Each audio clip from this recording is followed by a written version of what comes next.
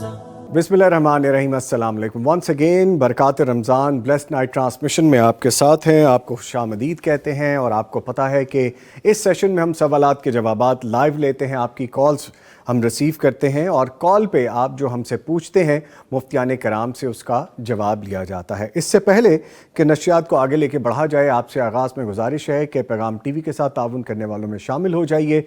और आप ताउन कैसे कर सकते हैं आपको पता है, आप फ़ोन कॉल के ज़रिए, व्हाट्सएप के ज़रिए, अकाउंट नंबर के ज़रिए हमसे रब्ता कर सकते हैं। फ़ोन नंबर है हमारा 04211700000 यानी 0421111700 और 000 इस पर डायल कीजिए, हमसे गुफ्तगू कीजिए। टीवी का वॉल्यूम जब आप कॉल करें तो बंद कर दिया करें, टीवी की आवाज़ बंद करने से गुफ्तगू हो सकेगी, वरना लाइन ऑटोमेटेड सिस्टम के तहत डिस्कनेक्ट हो जाएगी। पैगाम टीवी से ताउन करने के लिए आप इसी नंबर पे हमें कॉल करके बात कर सकते हैं। जैसा कि हमारी इफ्तार ट्रांसमिशन में आप देख रहे थे कि बहुत से हमारे ऐसे चाहने वाले पैगाम टीवी के साथ जुड़े हुए ऐसे लोग जो दीन की तरवीज के लिए, नेटवर्क को वसअत देने के लिए पैगाम टीवी के साथ ताउन कर रहे थे लाइव कॉल्स के ज़रिए। इसी तरह आप कॉल करके शामिल हो सकते हैं। हमारा व्हाट्सएप नंबर 0321565200 यानी 0321565200। इस पे आप अपना व्हाट्सएप मैसेज ऑडियो और रिटन सूरत में भेज सकते हैं और पैगाम टीवी के साथ ताउन भी कर सकते हैं। हमारा IBAN नंबर इंटरनेशनली अगर आप पैगाम टीवी के साथ ताउन करने के लिए जुड़ना चाहते हैं तो हमारा अकाउंट नंबर उसमें मेंशन है। इसके अलावा हमारे अकाउंट नंबर्स आप टीवी स्क्रीन पर डिस्प्ले होते देख रहे हैं। जो हमारी ब्रेक होती है उसके दौरान भी हम डिस्प्ले करते हैं, हमारी इस नशियात के दौरान भी रूटीन में नीचे स्क्रॉल बार में मेंशन होगा, आप देख सकेंगे। हमारी लाइव ट्रांसमिशन जो बरकात रमज़ान ब्लेस्ड नाइट ट्रांसमिशन है, इसको ट्यून करने के लिए अपने केबल नेटवर्क प्रोवाइडर के ज़रिए आप राब्ता करके पैगाम टीवी को ट्यून करवा सकते हैं जिस भी इलाके में नहीं आ रहा। और इसके अलावा आप हमें लाइव यूट्यूब पे देखने के लिए या एंड्रॉयड टीवी सेट पे देखने के लिए लिख दीजिए पैगाम टीवी लाइव, हमारी नशियात देखिए, या किसी भी ब्राउज़र में सर्च इंजन में जाके आप लिखिए live.पैगाम.tv, सर्च करें और हमारे चैनल्स को, यूट्यूब चैनल्स को सब्सक्राइब कर लें और हमारे फेसबुक पेज को भी आप लाइक कर लें, उसको ज्वाइन कर लें। इसके साथ जो मुअज़्ज़ज़ मेहमान एक दफ़ा फिर हमारे साथ मौजूद हैं, आपको तारुफ़ करवाता चलूँ। जैसा कि आप पहले हमारी इफ्तार ट्रांसमिशन में देख रहे थे, कदावर शख्सियत मौजूद थी, एक और मुफ्ती साहब जो कि हमारे रूटीन में हमारे पैनलिस्ट होते हैं। आपको तारुफ़ करवाता चलूँ, डॉक्टर मुफ्ती मौलाना मोहम्मद अजमल भट्टी साहब, फ़ाज़िल मदीना यूनिवर्सिटी, हदीस और शरई इल्म के उस्ताद, PhD स्कॉलर, खुशामदीद कहेंगे इनको ट्रांसमिशन में। सर अस्सलाम वालेकुम। वालेकुम अस्सलाम व रहमतुल्लाह। खैरियत से हैं सर? अल्हम्दुलिल्लाह रब्बिल आलमीन। माशाअल्लाह। अब कल वाला मामला नहीं है कि भट्टी साहब मौजूद तो है लेकिन मौजूद नहीं है, या ये कह लें मौजूद नहीं है लेकिन मौजूद है। अब भट्टी साहब हर तरह से मौजूद है हमारे साथ, मुफ्ती साहब हमारे साथ मौजूद हैं। और एक और बड़ी प्यारी सी शख्सियत प्रोफेसर मोहम्मद सईद कलेरवी साहब जो कि शेखुल हदीस और तफसीर हैं और फ़ाज़िल मदीना यूनिवर्सिटी हैं, ये भी हमारे साथ मौजूद हैं। इनको एक दफ़ा फिर खुशामदीद कहेंगे। शेख अस्सलाम वालेकुम। खैरियत से हैं सर? माशाल्लाह। हमारे इस सेशन में शेख ये होता है कि हमें लाइव कॉल्स मौसूल होती हैं, लोग अपने सवालात के जवाबात के लिए हमसे रब्ता करते हैं और फिर उनकी उलझन को हम डायरेक्ट एड्रेस करते हैं। तो चूँकि मुफ्ती मौलाना मोहम्मद अजमल भट्टी साहब तो मौजूद होते हैं, आज आपके साथ पहली नशिस्त है ऐसी, तो ये सिलसिला जारी रहेगा। हम कॉल्स के इंतज़ार में हैं और अभी मेरे पास लाइव यहाँ पे कोई लिंक यूट्यूब का जो ओपन नहीं है अभी। जैसे ही हमारे पास यहाँ पे भी लिंक्स आने शुरू होंगे तो हम दोबारा से वो सिलसिला शुरू कर सकेंगे। आज की इस ट्रांसमिशन के पहले कॉलर हैं, उनको शामिल कर लेते हैं। जी अस्सलाम वालेकुम। आमिर साहब लाहौर से कॉल कर रहे हैं। आमिर साहब शुक्रिया कॉल करने के लिए, फरमाइए आमिर साहब। अस्सलाम वालेकुम। वालेकुम अस्सलाम। जी निज़ामी साहब, मेरे ना दो सवाल हैं। जी जी फरमाइए। एक तो मेरा ये सवाल है, हम पैगाम टीवी के मुताबिक हम लाहौर में अलामा इकबाल टाउन में रहते हैं, तो हम रोजा अफ्तार करते हैं जी। तो हमारे इलाके की जो मस्जिद है वहाँ पर 2-3 मिनट बाद ऐलान होता है जी। इसमें कोई हर्ज तो नहीं है कि हम 2-3 मिनट पहले या कोई फर्क आ जाए इसमें?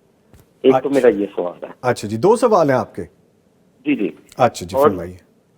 दूसरा ये सवाल है कि एक दिन मैं तरावी पढ़ रहा था तो मुझे थोड़ी कंफ्यूजन हुई है कि मैंने ना दूसरी रकत में ज्वाइन किया जी तरावी को। अच्छा, उसमें मैंने जैसे हम नमाज फर्ज में तो हम अपनी रकातों को पूरा करते हैं जी बाद में इमाम फेरने के, جی قاری صاحب سلام پھیر لیتے ہیں اور ہم کھڑے ہو جاتے ہیں. ٹھیک ہے. یہ تراویح میں بھی ہم نے ایسے ہی 2 رکعت پوری کرنی ہے یا اس میں ہم قاری صاحب کے ساتھ سلام پھیر؟ ٹھیک ہے، میں ابھی جواب لیتا ہوں. جی مفتی مولانا محمد اشمل بھٹی صاحب سے آغاز کرتے ہیں. سر فرمائیے گا کہ دوسری رکعت میں شامل ہوئے.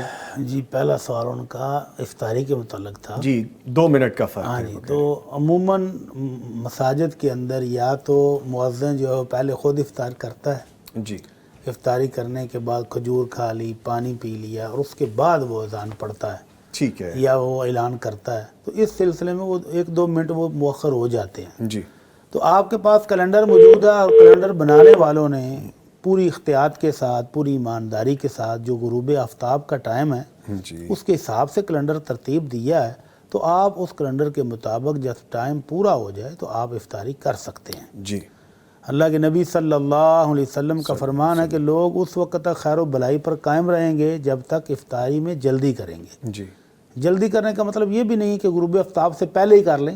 غروب آفتاب کے فوراً بعد کرنی ہے، اس کو مزید لیٹ نہیں کرنا جان بوجھ کر. 2 منٹ کی احتیاط، 3 منٹ کی احتیاط نہیں دینی، بلکہ جیسے ہی غروب آفتاب کا وقت آپ کی گھڑی پر ہو گیا، اذان ہو، اعلان ہو نہ ہو، آپ افطاری کر سکتے ہیں. ٹھیک ہے. اور دوسرا انہوں نے پوچھا کہ ہم دوسری رکعت میں تراویح میں آ کر شامل ہوتے ہیں، تو ٹھیک ہے، 1 رکعت آپ نے امام کے ساتھ پڑھ لی ہے، جی تو 1 رکعت آپ کی رہ گئی ہے. تو جیسے ہی امام سلام پھیرے آپ نے سلام نہیں پھیرنا، بلکہ آپ اٹھیں گے اور اپنی دوسری رکعت مکمل کرنے کے بعد تشہد پڑھیں گے اور پھر سلام پھیریں گے. ٹھیک ہے جی. اور یہاں پہ ریٹن میں کوسچن ہے. مسٹر سمر لکھتی ہیں السلام علیکم. وعلیکم السلام. جو لوگ مسجد میں پیسے دیتے ہیں، مسجد انتظامیہ وہ پیسے جمع کر کے مسجد میں آنے والے روزہ داروں کو افطار کرواتے ہیں، کیا ان پیسوں سے افطار ہو جائے گی سر؟ پروفیسر صاحب. بسم اللہ الرحمن الرحیم. سب سے پہلی بات تو یہ ہے کہ رسول کریم صلی اللہ علیہ وسلم ارشاد پاک ہے انما الاعمال بالنیات. جی تمام معاملات کا تعلق تمہاری نیتوں کے ساتھ ہے. جی اب آپ نے مسجد میں اگر پیسے دیے ہیں، اگر تعمیر کے لیے دیے ہیں، اس کی ترقی کے لیے، اس کے متعلقہ امور کے لیے دیے ہیں، تو پھر وہ افطار پارٹیوں میں اس کو صرف نہیں کرنا چاہیے. مسجد میں اگر الگ سسٹم ہے کہ یہ افطار کے لیے ہے، یہ تعمیر کے لیے، یہ سولر کے لیے، یہ فلاں کام کے لیے، تو پھر وہ خرچ کیے جائیں. لیکن مسجد کے فنڈز میں سے افطاریاں نہ کرائی جائیں. اس طرح زکوٰۃ فنڈز میں سے افطاریاں نہ کرائی جائیں، بلکہ وہ ذاتی اپنے جیب سے یا الگ اہتمام کر کے افطاریاں کروائی جائیں، فنڈز سے نہ کروائی جائیں. ٹھیک ہے جی. بلکہ شیخنا میں معذرت چاہوں گا، پلیز. شیخ صاحب کی بات کے ساتھ تھوڑی سی میں بھی جوڑ دوں. جی کچھ لوگ اپنی زکوٰۃ اس نیت سے مسجد والوں کو دے دیتے ہیں کہ جی یار ہماری زکوٰۃ سے افطاریاں کروا دیں، تو یہ رویہ بھی درست نہیں ہے. شیخ صاحب نے فرمایا پہلی کہ بات یہ زکوٰۃ نا نیت. جی نیت. ٹھیک ہے. تو یہ زکوٰۃ جو ہے یہ غریب کا حق ہے، آپ غریب کو دیں گے. افطاری میں کے وقت تو مسجد میں تمام لوگ موجود ہوتے ہیں، امیر بھی غریب بھی سب کرتا ہے افطاری. جی تو اگر آپ افطاری کروانے کے خواہش مند ہیں تو آپ اپنی اصل رقم سے افطاری کے لیے فنڈ میں جمع کرا دیں. ٹھیک ہے، آپ افطاری کروائیں.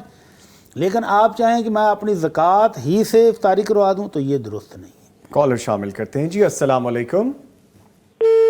مسز صابر سیالکوٹ سے تھی. آئی گیس لائن ڈراپ ہو گئی ہے، رابطہ جیسی ہوگا دوبارہ بات کر لیں گے. جی سارہ عامر لکھتی ہیں سلام. وعلیکم السلام. جی میرا آپ سے سوال ہے کہ میں لاہور میں رہتی ہوں اور ہمارے قریب والی مسجد میں 6:10 پر افطار کی اناؤنسمنٹ ہوتی ہے، لیکن پیغام ٹی وی پر 6:07 پر ہوتی ہے، تو ہم کون سا ٹائم فالو کریں؟ پھر نیچے مینشن کرتے ہیں سوری 6:10 لکھنا تھا. تو جی ٹھیک ہے، 1 منٹ. تو 6:10 لکھنا تھا، وہ 7:10 لکھا تھا، اس کو میں نے ویسے ٹھیک کر لیا. تو فرمائیے سر اس حساب سے. جی وہی بات ہے جو ہم نے ابھی پہلے بات کی ہے. اس طرح میں تھوڑی سی وضاحت کر دیتا ہوں کہ لوگوں کا پریکٹیکل یہ ہے. جی مثلا اذان ہو بھی رہی ہے نا، تو کچھ لوگ کھجور پکڑ کر انتظار کر رہے ہوتے ہیں. پوچھا جاتا ہے حضرت آپ روزہ نہیں کھول رہے ہیں؟ ابھی کوکو کی آواز نہیں آئی. یعنی وہ سیٹی کی آواز نہیں آئی. وہ سیٹی پہ لگا ہوا ہے، کوئی کوکو پہ لگا ہوا ہے، کوئی فلانی بس. آپ کے ساتھ اذا غربت الشمس ہو، مسئلہ تو شیخ نے بتا دیا نا، وہی سورج غروب ہو جائے مسجد میں، فرض کریں آپ کہ وہ مؤذن مؤخر ہو گیا، اسپیکر ٹھیک نہیں رہا، تو پھر روزہ نہیں کھولیں گے؟ نہیں، ٹائم ہو گیا تو آپ کھول لیں. وہ کھول سکتے ہیں. مقصد شرط اذان نہیں ہے، شرط ہے کہ اذا غربت الشمس، سورج غروب ہو جائے.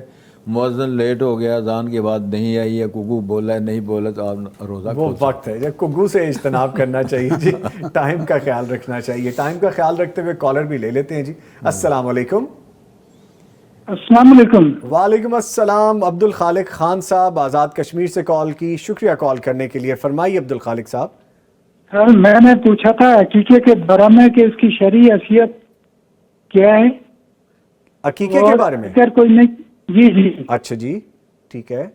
ये सुन्नत है, वाजिब है, अगर कोई नहीं दे करा सका तो इसका क्या तरीकाकार है? जी मैं भी जवाब लेता हूँ। शुक्रिया आपने कॉल की अब्दुल खालिक खान साहब कश्मीर से कॉल करने के लिए।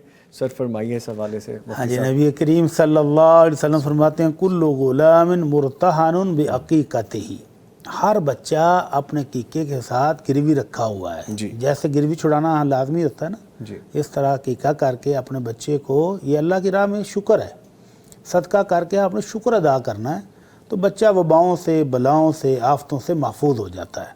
तो बच्चे की हिफाजत के लिए, अल्लाह का शुक्र अदा करने के लिए हम अकीका करते हैं। अब ये जो इस्तिलाहात है ना कि वाजिब है, फ़र्द है, मुस्तहब है, क्या है, सहाबा कराम इन बखेड़ों में नहीं पढ़ते थे। सहाबा कराम से कुछ मसला पूछा जाता कि ये मसला वाजिब है, तो वो कहते अल्लाह के रसूल सल्लल्लाहु अलैहि वसल्लम ने भी किया था, मुसलमान भी करते हैं और हम भी करते हैं। तो जो काम अल्लाह के नबी ने करने का कह दिया वो कर लें। बाब इसके में पढ़ें कि ये वाजिब है तो कराना ज़रूरी है, मुस्तहब है तो छोड़ भी देंगे। अल्लाह ने तौफीक दी है, माल मौजूद है तो करना चाहिए। अगर माल मौजूद नहीं है, नहीं कर सके तो गुनाहगार भी नहीं है। ठीक है जी। कॉलर हैं जी हमारे साथ। अस्सलाम वालेकुम।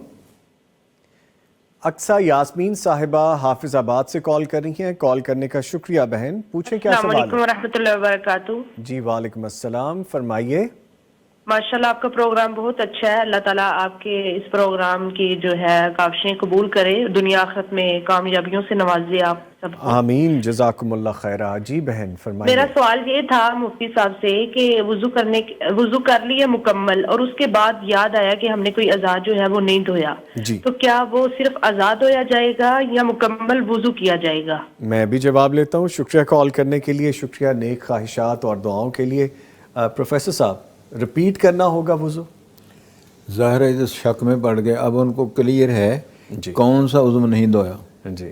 अगर तो क्लियर है तो वहाँ से तरतीब करके आगे मुकम्मल कर लें। अगर ये सारा कुछ मशकूक हो गया है तो टाइम कितना लगता है? फिर दोबारा फ्रेश वुज़ू बना लें, यकीन भी आ जाएगा, टाइम भी बच जाएगा, और मुफ्तियों से पूछने की ज़रूरत नहीं पड़ेगी। ज़रूरत भी नहीं पड़ेगी। और वैसे जो है ना, ये शक की जो बीमारी है ना, इसमें पढ़ना नहीं चाहिए। हाँ जी, ये एक बाकायदा बीमारी भी है। मुझे एक साहब मिले जो कहने लगे जी हमारे वालिद बुजुर्गवार 2-2, 3-3 घंटे गुसल खाने में रहते हैं, ठीक, वुदू करने गए हैं, बाहर नहीं निकलते। क्या हुआ है, पूरा वुदू किया तो एकदम वहम हुआ, ओह मैंने तो मुंह नहीं धोया था। फिर दोबारा वुदू शुरू, हाँ जी, ये एंड पर पहुंचा, फिर ओह मेरा तो मसा रह गया था। तो इस तरह के वुदू के अंदर वहम को नहीं पालना। आप कन्फर्मेशन पर अमल करें कि आपका वुदू कहाँ तक मुकम्मल हो गया था, आपने कौन सा वुदू छोड़ा है। अगर कुछ छोड़ा है तो उसको दोनों आगे मुकम्मल कर लें, वगरना इस तरह के वहम पाले ही ना। या अदरवाइज अगर ऐसा कोई प्रॉब्लम नहीं है वहम वाला, और आपको याद आ गया ओ ये चीज़ रह गई, तो या तो वो दोहरा ले वरना वुजू दोबारा कर ले। वुदू दोबारा कर इसमें थोड़ी सी वजाहत कर देता सर, हूँ। मैं एक शख्स को जानता हूँ, मैंने देखा, उन्होंने 15-15, 20-20 बार उन्होंने उज़्व को धोया। सुभान अल्लाह।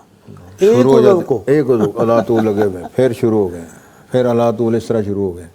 ये एक किस्सा है ऐसा परिंदा कि जिसमें लोग शक में पड़े हुए हैं। अल्लाह। इमाम अल-अंबिया नबी मुकर्रम का फरमान है कि 3 बार से ज़ायद तुम नहर के किनारे पर बैठ वज़ू करो तो 3 बार से ज़ायद नहीं धोना। इसकी भी इजाज़त नहीं है। एक बार वज़ू धो लें, 2-2 बार धो लें, ज़्यादा से ज़्यादा 3-3 बार, इससे ज़्यादा धोना भी ठीक है। हाँ, कोई मजदूर है फ़र्ज़ करें जी, उसमें मुँह या हाथ धोने वो अलग है, लेकिन वज़ू के खाते में ये लफ्ज़ है वज़ू, वाव के ज़म्मे के साथ, वज़ू नहीं पढ़ना, वज़ू वाव के ज़म्मे के साथ और ज़ाद के ज़म्मे के साथ। ये तलफ़्फ़ुज़ मेरा ठीक कर ले नाज़रीन जी। वज़ू का मान होता है पानी, वज़ू का मान है वो। शेख आए जी, बिल्कुल बिल्कुल खूबसूरत बात है। ठीक है जी, ठीक है। लफ्ज़ भी हमारे ठीक होंगे, कॉन्सेप्ट भी हमारे ठीक हो जाएंगे। इसी बहाने मैं भी बहुत कुछ सीख लूँगा। कॉलर है जी हमारे साथ। अस्सलाम वालेकुम। फरीहा शकील साहिबा कोट अद्दू से कॉल करने का शुक्रिया। फरमाइए बहन, क्या सवाल है? میں نے مفتی صاحب سے پوچھنا تھا کہ نہ روزے کے دوران اگر دوپہر کو میاں صاحب جب آتے ہیں ساتھ لیٹ جائیں تو اس سے کوئی روزے پہ کوئی اثر تو نہیں ہوتا؟ سمجھ لگی اور سر؟ یہ بھی پوچھنا تھا کہ میں نے کہ اگر ہم وضو کے دوران وضو کی حالت میں نہ میاں صاحب کو پیار کی نگاہ سے دیکھ لیں، کیا وضو ٹوٹ جاتا ہے یا مکروہ ہو جاتا ہے؟ جی بہت شکریہ بہن، آپ نے کال کی. فریہ شکیل صاحبہ کوٹ ادو سے. سر مجھے ویسے کمپلیٹ سمجھ نہیں لگی، آپ دونوں مجھے فرمائیے سر اس بات. سب سے پہلی بات تو یہ ہے کہ زوجہ محترمہ گھر میں ہیں، میاں صاحب باہر تشریف لائے ہیں، باہر سے اندر آئے ہیں، جی تو وہ زوجہ محترمہ کے ساتھ لیٹ گئے آرام کرنے کی غرض سے یا ویسے ہی ثواب کی نیت بات. جی تو روزہ رکھا ہوا دونوں نے، اس میں روزہ اتنا کمزور نہیں ہے جس سے متاثر ہو، کچھ نہیں ہوتا. جی دوسری بات یہ کہ آپ نے وضو بنایا ہوا ہے تو میاں کو آپ نظر بھر کے دیکھ لیں تو اتنا وضو کمزور نہیں ہے ٹوٹ جائے، نہ اس کی آواز آنی ہے ٹوٹنے کی، تو ایسا کوئی مسئلہ نہیں ہے. ہاں البتہ وضو کی حالت میں اگر کوئی میرے جیسا عمر والا بندہ ہے تو بیوی کو ہاتھ بھی لگا سکتا ہے، حتیٰ کہ معانقہ بھی کر سکتا ہے، تو آگے میں قدم نہیں بڑھاتا، بوسو کنار بھی کر سکتا ہے، لیکن اس سے زائد آگے نہیں بڑھ سکتا. امام الانبیاء صلی اللہ علیہ وسلم سے دو لوگوں نے مسئلہ پوچھا ہے، یہ ظاہر ہے شریعت میں جی ان اللہ لا یستحی، جی تو وہ ہے جوان نے مسئلہ پوچھا اور فرمایا بالکل ایسے نہیں کرنا، نہ چومنا چاٹنا ہے، نہ لیٹنا ہے، نہ ایسا معاملہ کرنا ہے. تو ایک بوڑھے بزرگ نے پوچھا تو آپ نے فرمایا ہاں چلو تم بوسہ کنار بھی کر سکتے ہو لیکن اس سے زائد نہیں. پھر پوچھنے والوں نے پوچھا حضرت آپ نے مسئلہ ایک ہی ہے تو الگ الگ آپ نے جواب دیے. آپ نے فرمایا کہ سائل بھی الگ الگ تھے، ان کی عمریں بھی الگ الگ تھیں. جی تو میرا خیال ہے اس سے زیادہ اس مسئلے کو آگے نہیں بڑھانا چاہیے. جی ٹھیک ہے سر، نہ آگے بڑھنا چاہیے، ڈیٹیل کافی ہے. نہ آگے بڑھانا چاہیے. کمپلیٹ ہو گیا جی. ٹھیک ہے جی. کالر ہیں جی ہمارے ساتھ. السلام علیکم. السلام علیکم جی، میں ظفر شیخ بول رہا ہوں کراچی سے. میرے سوال ہے کہ نماز کے ساتھ جو سنتیں پڑھی جاتی ہیں غیر موقدہ اور موقدہ، جی کیا ضروری ہے یہ پڑھنا؟ اگر صرف فرض پڑھا جائے کیا نماز نہیں ہوگی، یا وہ نہ پڑھیں تو گناہ ہوگا یا نہیں ہوگا؟ اور تہجد کی نماز کا ٹائم کیا ہوتا ہے؟ 11 بجے رات کو پڑھیں، 12 بجے پڑھیں؟ یہ دو چھوٹے سوال ہیں. جی ٹھیک ہے، بہت شکریہ ظفر شیخ صاحب کراچی سے کال کی. اللہ مفتی صاحب اکبر. فرمائیے نبی دو کریم سوال. صلی اللہ علیہ وسلم کے پاس ایک شخص آیا اور پوچھا اللہ کے نبی مجھ پر کیا فرض ہے، تو آپ نے اس کو فرائض بتائے، جی نماز بتائی فرض، اور زکوٰۃ بتائی، اور روزے بتائے کہ مہینے کے روزے تجھ پر فرض ہیں. اس نے باقاعدہ پوچھا حل علیہ من تطوع، اللہ کے نبی اس کے علاوہ کوئی نفل نماز بھی مجھ پر کوئی فرض ہے؟ آپ نے فرمایا نہیں، فرض یہی ہے جو میں نے تجھے بتا دیا ہے، باقی تیری مرضی ہے، نفل پڑھ سنتے پڑھو تیری مرضی ہے، صدقہ خیرات کرنا ہے نفلی روزے رکھنے ہیں وہ تیری خوشی پر ہے. تو وہ کہنے لگا اللہ کی قسم میں جتنے فرائض آپ نے بتائے ہیں وہ پورے کروں گا اور ان سے زائد میں نے کرنا کوئی نہیں.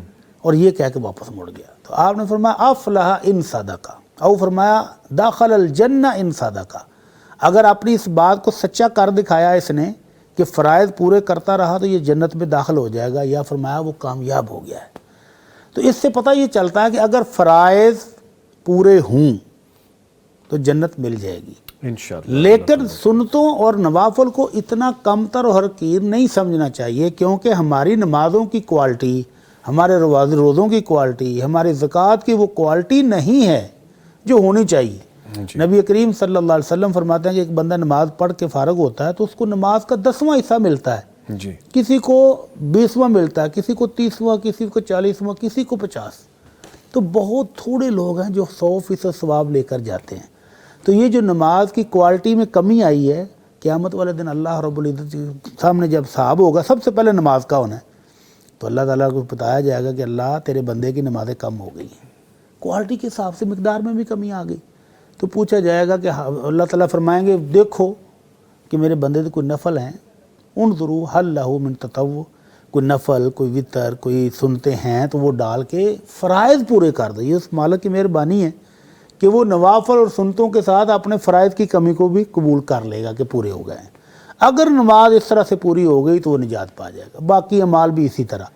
تو اس لیے یہ جو نفلی صدقہ ہے، نفلی روزے ہیں، نفلی نماز ہے، اس کو اتنا کم تر نہیں سمجھنا چاہیے. یہ ہماری فرائض کی تکمیل کا ذریعہ بنیں گے. ٹھیک ہے. دوسرا حصہ وہ بے شمار مرتبہ پوچھا جا چکا ہے، لیکن پھر بھی آپ فرما دیجیے گا کہ تہجد کا وقت، تہجد کی نماز کا وقت اللہ کے نبی صلی اللہ علیہ وسلم پوری رات کسی وقت بھی پڑھ لیتے تھے. اگرچہ اس کا افضل ترین وقت سحری کا ہے، لیکن آج کا رمضان میں عشاء کے بعد پڑھ رہے ہیں۔ ام المومنین عائشہ رضی اللہ عنہا سے پوچھا گیا تھا، اماں جی اللہ کے رسول کب نماز پڑھتے ہیں؟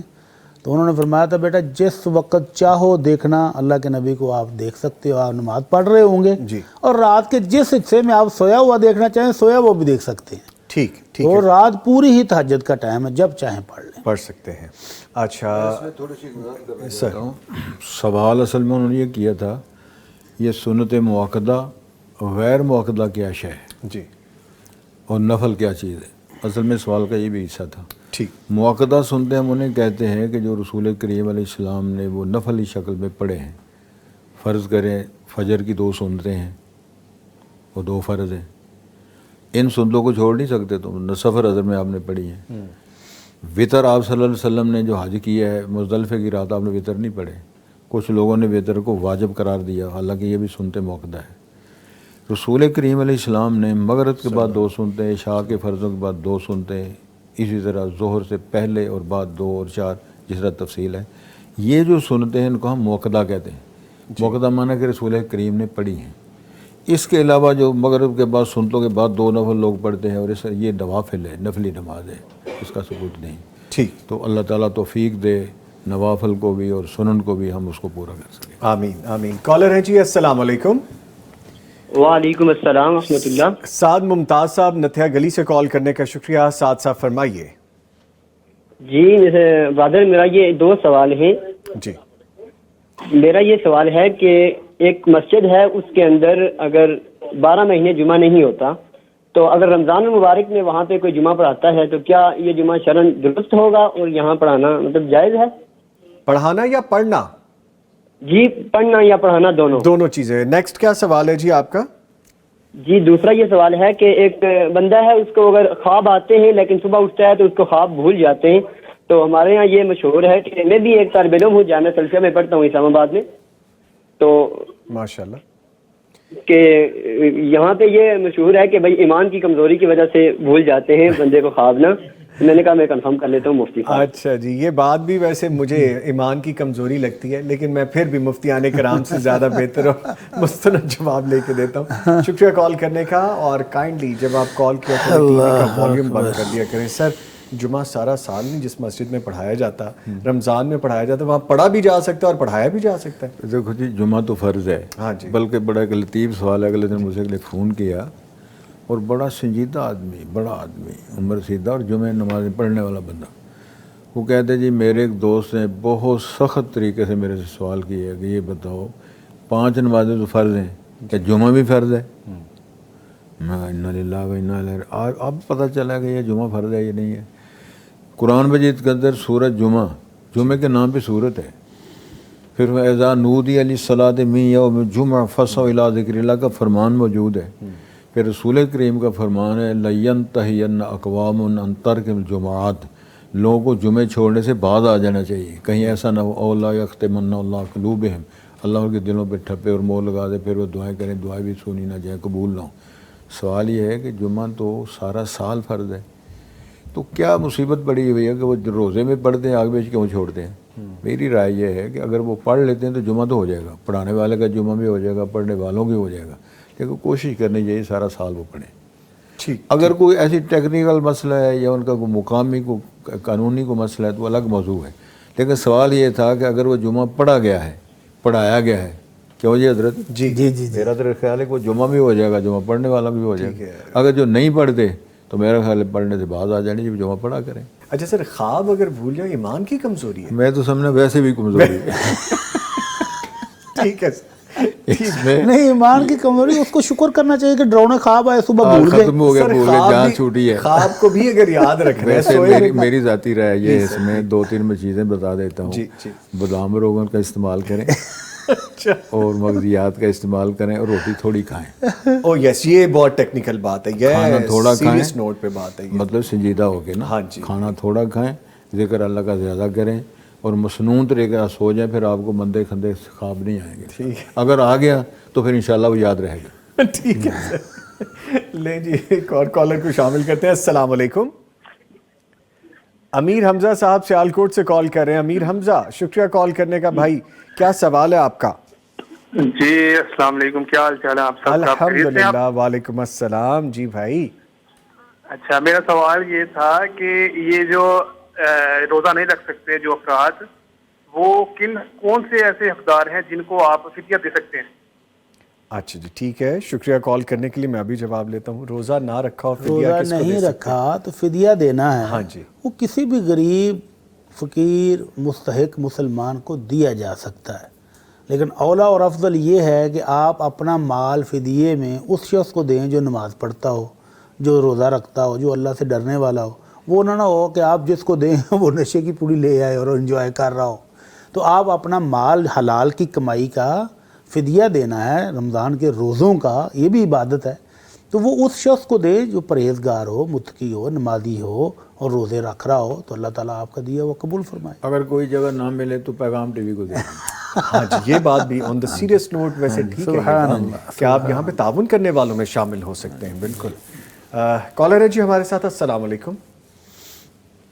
السلام علیکم. وعلیکم السلام. سائمہ صاحبہ لاہور سے کال کرنے کا شکریہ جی. فرمائیے کیا سوال پوچھیں گی؟ میرا کوشچن جو ہے وہ حیض اور عورت اور عمرے سے متعلق ہے. اچھا جی. جی، ہم نے مدینہ شریف میں عمرہ، مطلب مدینہ شریف گئے عمرہ کر کے. جی. اب جب مدینہ شریف سے واپسی مکہ ہے جی. اور احرام پہننا ضروری ہے. جی. اب حیض آ گیا ہے لیکن ابھی حیض کو دن نہیں تھے، لیکن وہ حیض ہی ہے. اچھا جی. اب کیا وہ ہم عمرہ کی نیت باندھیں گے؟ کیونکہ ہماری جو فلائٹ ہے وہ 3 دن بعد ہے، تو 3 دن میں حیض ختم نہیں ہوتا. اچھا جی. شکریہ.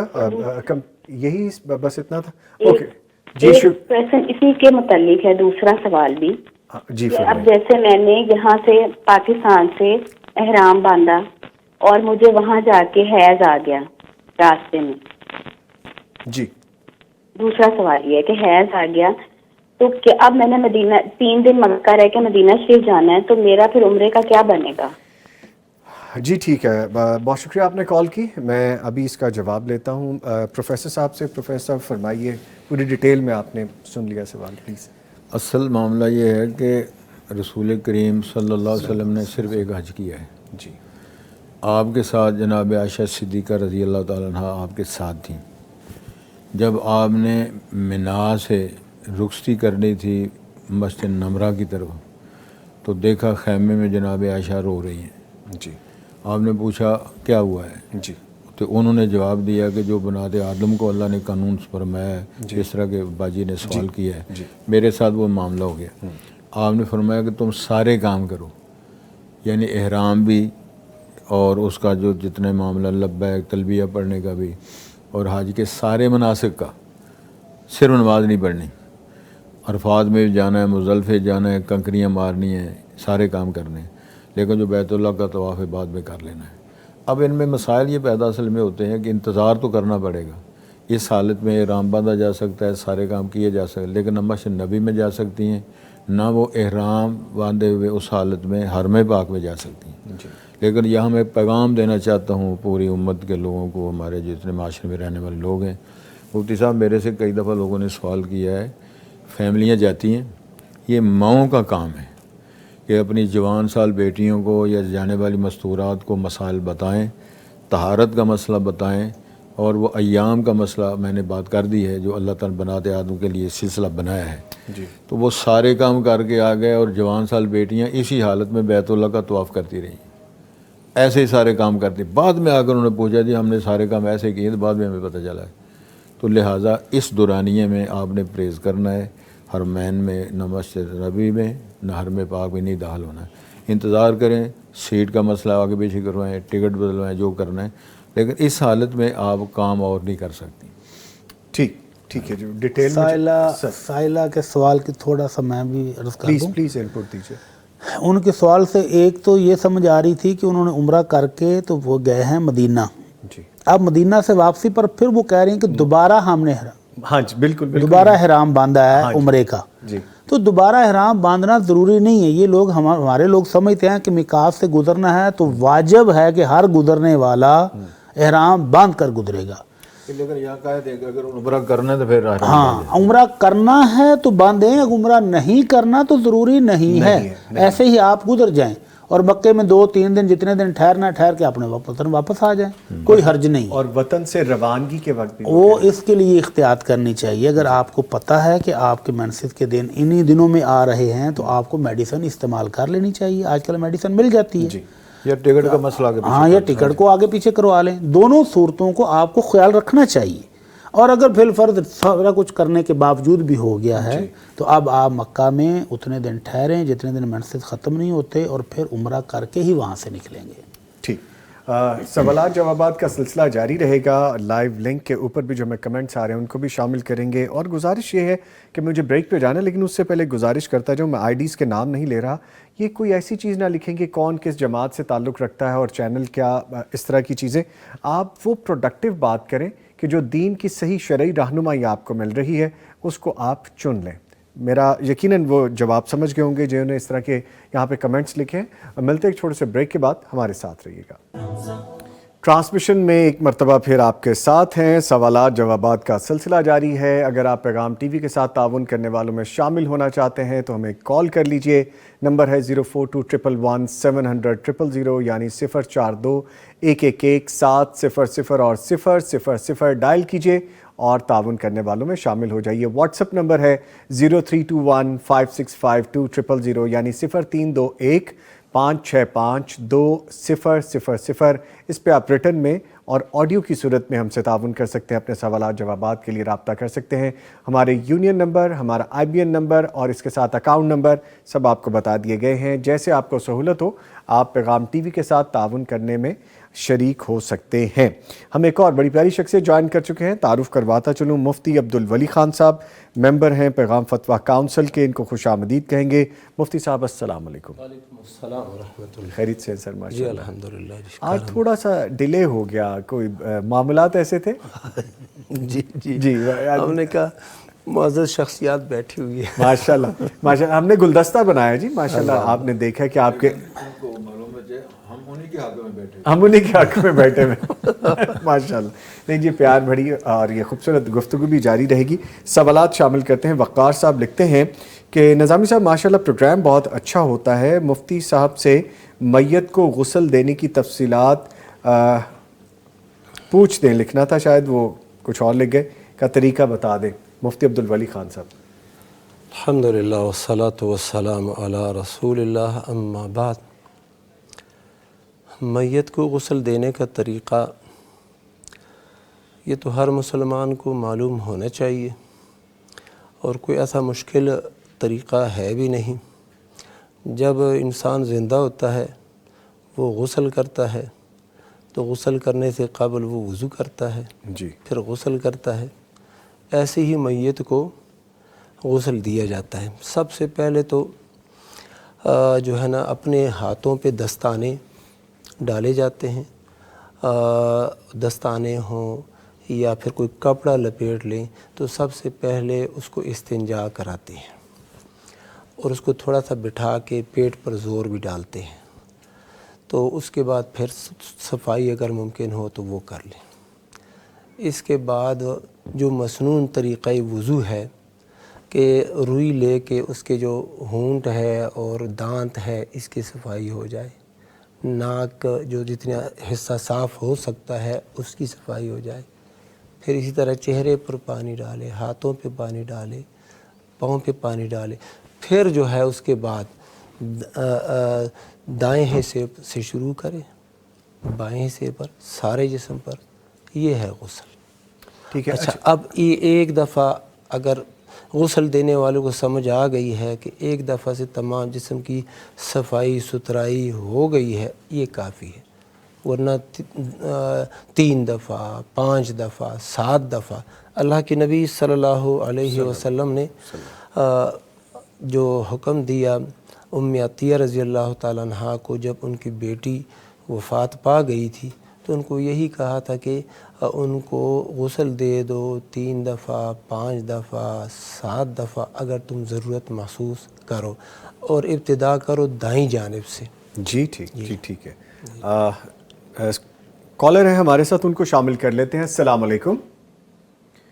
وعلیکم السلام۔ ندا صاحبہ بورے والا سے کال کر رہی ہیں، بہت شکریہ کال کرنے کا۔ فرمائیے کیا سوال ہے آپ کا؟ میرا سوال آج یہ ہے کہ عام روٹین میں رمضان کے علاوہ جی جب عشاء کی نماز مسجد میں ادا کی جاتی ہے تو 4 سنت نہیں ادا کی جاتی، 4 سنت نہیں پڑھتے، تو وہ 4 فرض اور 2 سنت اور پھر نماز وتر پڑھا دیا جاتا ہے۔ رمضان میں 4 سنت گھر سے ادا کر کے جاتے ہیں یا پھر وہاں جا کے نماز یعنی کہ 4 سنت ادا کی جاتی ہیں اور پھر 4 فرض ادا ہو کے سنت اور تراویح اور وتر پڑھا جاتا ہے؟ تو آپ رہنمائی فرمائیں کہ یہ 4 سنت عام روٹین میں بھی پڑھنی چاہیے، تو پھر اگر جو نہیں پڑھتے وہ عام روٹین میں کیوں نہیں پڑھتے، اور جو پڑھتے ہیں تو وہ پھر رمضان میں کیوں پڑھتے ہیں؟ جی شکریہ کال کرنے کا، میں ابھی جواب لیتا ہوں۔ پروفیسر صاحب فرمائیے۔ گزارش یہ ہے کہ یہ ترتیب انہوں نے جو بتائی عرف عام میں ہے، جی عشاء سے پہلے بھی یعنی عشاء کے فرضوں سے پہلے بھی 4 سنتیں پڑھتے ہیں بعض لوگ، لیکن اس کا کوئی وجود نہیں ہے، حقیقت سے کوئی تعلق نہیں ہاں جی، فرض سے شروع ہوتی ہے بات، وہ ماہ رمضان ہو یا ماہ رمضان نہ ہو، جس طرح نا ما کان یزید و ینقص فی رمضان ولا فی غیر رمضان الا 11 رکعۃ، جی تو اس میں 11 رکعتوں کا ذکر ہے، 4 فرض ہیں، 2 سنتے ہیں، 3 وتر ہیں عموماً۔ تو یہ تراویح والا مسئلہ، یہ صلاۃ اللیل اور قیام اللیل، نماز تہجد، تراویح، یہ سارا سسٹم ایک ہی ہے۔ تو اتصال کے ساتھ آپ پڑھ لیں۔ اگلے دن کی بات ہے، کسی نے سوال کیا تھا کہ وطر نماز مؤخر کرنی چاہیے یا صحابہ کرام کا عمل عمومی طور پہ یہی تھا کہ امام کے ساتھ ہی فرائض پڑھے جاتے، امام کے ساتھ ہی تراویح پڑھی جاتی، امام کے ساتھ ہی وطر پڑھے جاتے اور فارغ ہو جاتے۔ پچھلی رات اگر کوئی پڑھنا چاہتے ہو اس وقت وطر پڑھنے کے بعد بھی تم کچھ رکھتے ہیں پچھلی رات پڑھ سکتے ہو، لیکن اگر وطر آپ نے صرف مؤخر کیے ہیں تو پھر وطر پڑھنے کے بعد آخر میں کوئی نماز اور نہیں ہے۔ ھذا ما عندی واللہ اعلم بالصواب۔ جی ٹھیک ہے، کالر ہیں جی ایک اور ہمارے ساتھ، ثناء اللہ صاحب لاہور سے۔ السلام علیکم۔ جی وعلیکم السلام۔ پہلے تو بہت شکریہ سر، آپ کا بہت اچھا پروگرام ہے جس سے ہمیں بہت سی رہنمائی ملتی ہے۔ جزاکم اللہ خیرہ۔ جی فرمائیے کیا سوال ہے سر؟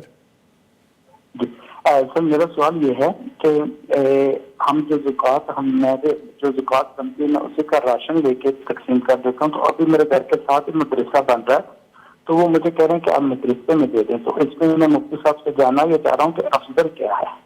جی ٹھیک ہے، میں ابھی جواب لیتا ہوں، شکریہ کال کرنے کے لیے۔ مفتی صاحب افضل کیا ہے؟ افضل ترین تو یہ ہے کہ آپ رقم دیں غریب کے ہاتھ میں، غریب اس سے کپڑے خریدے، جوتے خریدے، اپنے گھر کے راشن خریدے یا گھر کی کوئی چیز خریدے یا دوائیاں خریدے، جہاں اس کو ضرورت ہے وہاں وہ لگائے۔ آپ زبردستی اس کو راشن دیں گے جبکہ راشن اس کے گھر میں موجود ہے، اس کو دوائیوں کی ضرورت ہے، وہ کیا کرے گا اس راشن کا؟ تو اس طرح اصل اور اولا یہی ہے کہ آپ غریب آدمی کو رقم دیں۔ ہاں ایسا کوئی غریب موجود ہو جس کو راشن ہی کی ضرورت ہے، وہ بازار سے خرید بھی نہیں سکتا، آپ کو اس کو کہے کہ بھئی ہماری زکوٰۃ ہے، ہم آپ کو راشن لے دیتے ہیں، اس کی ضرورت بھی راشن ہے تو آپ راشن لے دیں، لیکن جب وہ اس کی راشن ضرورت نہیں ہے تو پھر اولا یہی ہے کہ اس کو رقم دی جائے۔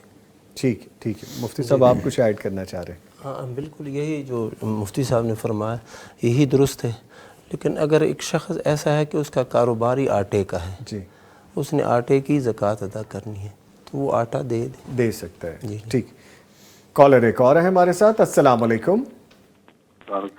احمد نواز صاحب چکوال سے کال کر رہے ہیں۔ سر شکریہ آپ نے کال کی، سوال کیا ہے آپ کا؟ سر میرا سوال یہ ہے کہ ایک آدمی سے میں نے ایک آدمی کو قرض دیا ہوا تھا 14 لاکھ روپے، جی ٹھیک ہے، تو اس نے مجھے اس کا ایگریمنٹ اور چیک میرے پاس تھے، اس نے مجھے گھر بلوایا پیسے دینے کے لیے، مکمل نہیں، مطلب ایک چیک کے پیسے دینے کے لیے 4-4.5 لاکھ روپے کا وہ چیک تھا، تو انہوں نے مجھے گھر بلا کے میرے اوپر بچوں کے اغوا کا اور ان کے قتل و غارت کا اور وہ کیس کروا دیا گھر والی کا۔ اچھا، مجھے بند کرا کے انہوں نے میرے ورثاء سے آدھی پیمنٹ معاف کروائی، اس شرط پہ کہ ہم اس صورت میں اس کو معاف کریں گے تب جا کے میرا کیس ختم ہوا۔ تو کیا سر میرے یہ انہوں نے جو مجھ سے پیسے معاف کروائے ہیں وہ ان کو معاف ہو گئے ہیں؟ اچھا، غیر موجود بھی نہیں ہوا ہے یہ۔ احمد نواز صاحب کیا جو آپ کہہ رہے ہیں ایسا ہی ہوا ہے یا آپ گئے تھے اس طرح سے؟ کس طرح سے سر؟ جس طرح آپ کہہ رہے ہیں آپ پہ جھوٹا یہ سارا الزام لگایا گیا، ایسا ہی ہے یا آپ نے حقیقتاً کیا تھا یہ؟ नहीं सर, ये झूठा है उसकी वजह कि वो कोर्ट में भी अपना उनका मुकदमा जो है ना वो क्लियर हो गया। अच्छा जी, चले, वो झूठे साबित हो गया, कोर्ट में भी झूठे साबित हो गया। था भी झूठ और कोर्ट ने भी झूठ उसको डिक्लेयर कर दिया। जी ठीक है, शुक्रिया जी, ठीक है, शुक्रिया अहमद नवाज साहब कॉल करने के लिए। मुफ्ती अब्दुल वली खान साहब, झूठा मुकदमा बना के आधे पैसे माफ़ करवा लिए, क्या ये जायज़ है? बिल्कुल नहीं है जायज़, हराम है। ज़बरदस्ती किसी की कोई चीज़ गस्ब कर लेना, पैसे हथिया लेना, मुख्तलिफ़ यानी कि तरीक़ों से किसी का हक़ दबा लेना, ये तो जुल्म दर जुल्म है और इसकी मुआफ़ी बिल्कुल नहीं है। क़यामत के दिन अल्लाह के नबी सल्लल्लाहु अलैहि वसल्लम ने सहाबा से फरमाया ना कि मेरी उम्मत का जो मुफलिस शख़्स है वो कौन है? जो नेकियां लाएगा, हाँ जी, लेकिन वो सारी ज़ाया होंगी। लोगों ने कहा जिसके पास दिरहम और मता नहीं। अल्लाह के नबी सल्लल्लाहु अलैहि वसल्लम ने फरमाया कि मेरी उम्मत का जो मुफलिस शख़्स है वो है कि सदक़ा और सियाम और नमाज और ये सारी चीज़ें लाएगा, इबादत लाएगा, लेकिन क़द ज़लम हाज़ा व ज़रब हाज़ा व शतम हाज़ा व सफ़क दम हाज़ा, किसी का खून बहाया है, किसी पर जुल्म किया है, किसी को मारा है और किसी को गालियाँ दी है।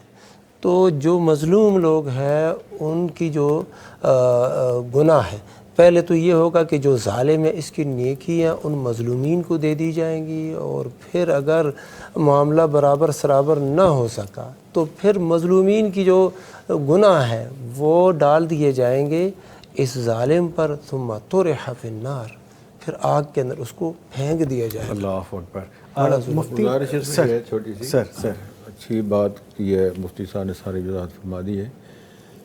जबरन उससे माफ़ी करवाई जा रही है जी। जबरन तो किसी से तलाक दिलवाया जब वो नहीं होती, जबरन कुफरिया कलमा इल्ला मन उकरिहा व कल्ब मुतमइन बिल ईमान, अंदर उसका ठीक है लेकिन कहा जाए गालियाँ दे रहा है, कुफरिया कलमा बोल रहा है, न कुफरिया कलमा कबूल होगा न तलाक होगा। तलाक मुकरह बातिलन बातिलन बातिलन, जबरन किसी को मुक्के मार के जबर करके तशद्दुद करके या डरावर दे के तो उसकी बीवी को तलाक दिलवाए, ना तलाक होती है ना ये माफ़ी होती है। फिर ये क्या बचता है पीछे? वैसे बचना क्या है, बस वही है, डंडा सोटा चलता है, डंडा सोटा चलता है। ठीक है। किसी ने बात की थी, ये वट की बात नहीं, ये जट की सट की बात है। ठीक है, पता नहीं लोगों का स्कूल ऑफ थॉट क्या है। ये मुफ्ती मौलाना मोहम्मद अजमल भट्टी साहब, कि हम इस तरह से दो नंबरी लगा के किसको धोखा देते हैं? दुनिया को, अल्लाह को या खुद को? किसको धोखा देते हैं? अपने आप को धोखा देते हैं, अपने आप। ये पैसे बचा के क्या होगा? ये 2-3-4 लाख की जो हेरा फेरी की है जी, इससे ना कोई बिल्डिंग बनने वाली है, हाँ जी, ना एक 2 साल 4 साल इनका राशन चलने वाला है। ये सिर्फ अपने आप को खुद फरेबी है कि मैंने इतने इससे माफ़ करा लिए, बल्कि जबकि ये इसके ज़िम्मे में है, क़यामत तक इसको देने ही देने पड़ेंगे, और उल्टा कितने गुना ज़्यादा नुकसान उठाएगा बंदा। अल्लाह मुस्तआन। ठीक है जी, अल्लाह ताला हम सबको सीधे राह पे चलने की तौफीक दे। लिखते हैं कि मुफ्ती साहब से सवाल है, नमाज पढ़ते वक्त अगर सामने चारपाई पे कोई बैठा या लेटा हो तो नमाज पढ़ सकते हैं? हाँ जी, चारपाई पर बैठा हो और बैठकर कोई खा पी रहा हो तो रोजे के दौरान? अच्छा, रोजे के दौरान नहीं, ये तो मैं वैसे कह रहा हूँ तरफ से क्योंकि आजकल तो रोजे ही चल रहे हैं। बैठने वाला खा रहा हो, बैठने वाला खा रहा हो वहाँ पे, तो वो नमाज पढ़ रहा हो, वो नमाज पढ़ रहा हो, तो फिर उसकी तवज्जो बार बार जाएगी उसकी तरफ, तो नमाज का अजर सवाब खराब हो जाएगा। ठीक है, बस तो अगर वो लेटा हुआ है तो फिर उसकी नमाज हो सकती है। ठीक है। कॉलर है जी, अस्सलाम वालेकुम। सॉरी जी, फरमाइए मुफ्ती साहब। उम्मुल मोमिन आयशा रज़ी अल्लाह तआला अन्हा, सही बुखारी की हदीस है, वो आगे लेटी होती थी, कमरे भी छोटे हैं और चिराग भी नहीं है, तो नबी सल्लल्लाहु अलैहि वसल्लम नमाज़ पढ़ रहे होते थे। जब सजदे में जाते अल्लाह के नबी सल्लल्लाहु अलैहि वसल्लम तो उनको दबाते तो वो अपनी टांगें समेट लेती थी, फिर आप सल्लल्लाहु अलैहि वसल्लम सजदा करते, फिर तो कोई हर्ज नहीं, कोई हर्ज नहीं। ठीक है जी, कॉलर है हमारे दूसरा मसला ये सामने आया कि नमाजी अपनी बीवी को नमाज हाथ भी लगाए तो वुज़ू नहीं टूटता। अच्छा, देखें ये कितनी वाज़ेह हो गई बात यहाँ पे। ठीक, लाइन ड्रॉप हो गई जी, लाइन पे है जी। ठीक है, हम भी वैसे लाइन पे ही हैं, हम अपनी सीधी लाइन पे चल रहे हैं। अच्छा, इसके पीछे है क्या जी? वो तवहम है कि एक बंदा आगे पड़ा हुआ है, चारपाई पे है या वैसे लेटा हुआ है, ये इधर नमाज पढ़ रहा है, तो ये तो नमाज जनाजा है, بندے کے مرنے کا خطرہ ہے۔ اچھا یہ اسکول آف تھاٹ ہے اس کے پیچھے؟ نہیں جی ایسی کوئی بات نہیں، نماز ہو فوت سکتی نہیں ہے، ہوتا۔ اچھا وہ تو جب وقت آیا تبھی ہوگا، اس سے پہلے نہیں۔ کالر کو شامل کر لیتے ہیں جس سے پہلے کہ بات اور مزید آگے نکل جائے۔ السلام علیکم۔ جی وعلیکم السلام۔ محمد ثاقب صاحب لیا سے کال کرنے کا شکریہ۔ محمد ثاقب صاحب کیا سوال ہے آپ کا؟ جی سر میرا سوال یہ تھا کہ ہمارے نا ایک خاندان میں غریب عورت ہے، تو ہمارا سوال یہ تھا کہ کیا ہم اس کو زکوٰۃ دے سکتے ہیں؟ جی ٹھیک ہے، شکریہ کال کرنے کے لیے۔ میں جواب دیتا ہوں مفتی عبدالولی خان صاحب۔ خاندان میں غریب، اللہ اکبر، زکوٰۃ خاندان میں غریب عورت ہے اور یہ مالدار ہیں، ایسے لوگ ہیں کہ صاحب حیثیت ہیں، زکوٰۃ دینے والے ہیں، اور وہ خاندان کی جو عورت ہے ابھی تک غریب ہے، وہ زکوٰۃ کی مستحق ہے۔ اللہ کے بندو اس کو زکوٰۃ بھی دے دو، اور اس کو زکوٰۃ دینا اولا ہے، 2 اجر ہے، کیونکہ وہ تمہاری خاندان کی عورت ہے، اور اس کو اتنا دے دو کہ اس کی غربت بھی ختم ہو جائے۔ بالکل جائز ہے، بلا شک و شبہ جائز ہے کہ اس کو زکوٰۃ دی جائے، اور بتانا بھی ضروری نہیں ہاں جی کہ یہ زکوٰۃ ہے، خاموشی سے دے دیں۔ ٹھیک ہے، کالر ہے ہمارے ساتھ۔ السلام علیکم۔ اصغر صاحب چونیا سے کال کرنے کا شکریہ۔ گزارش یہ ہے ٹی وی کی آواز بند کر دیجئے تاکہ پراپر طریقے سے بات ہو سکے، اور پھر اپنا سوال بھی ہمیں بتا دیجئے۔ بھائی اصغر صاحب میرے پاس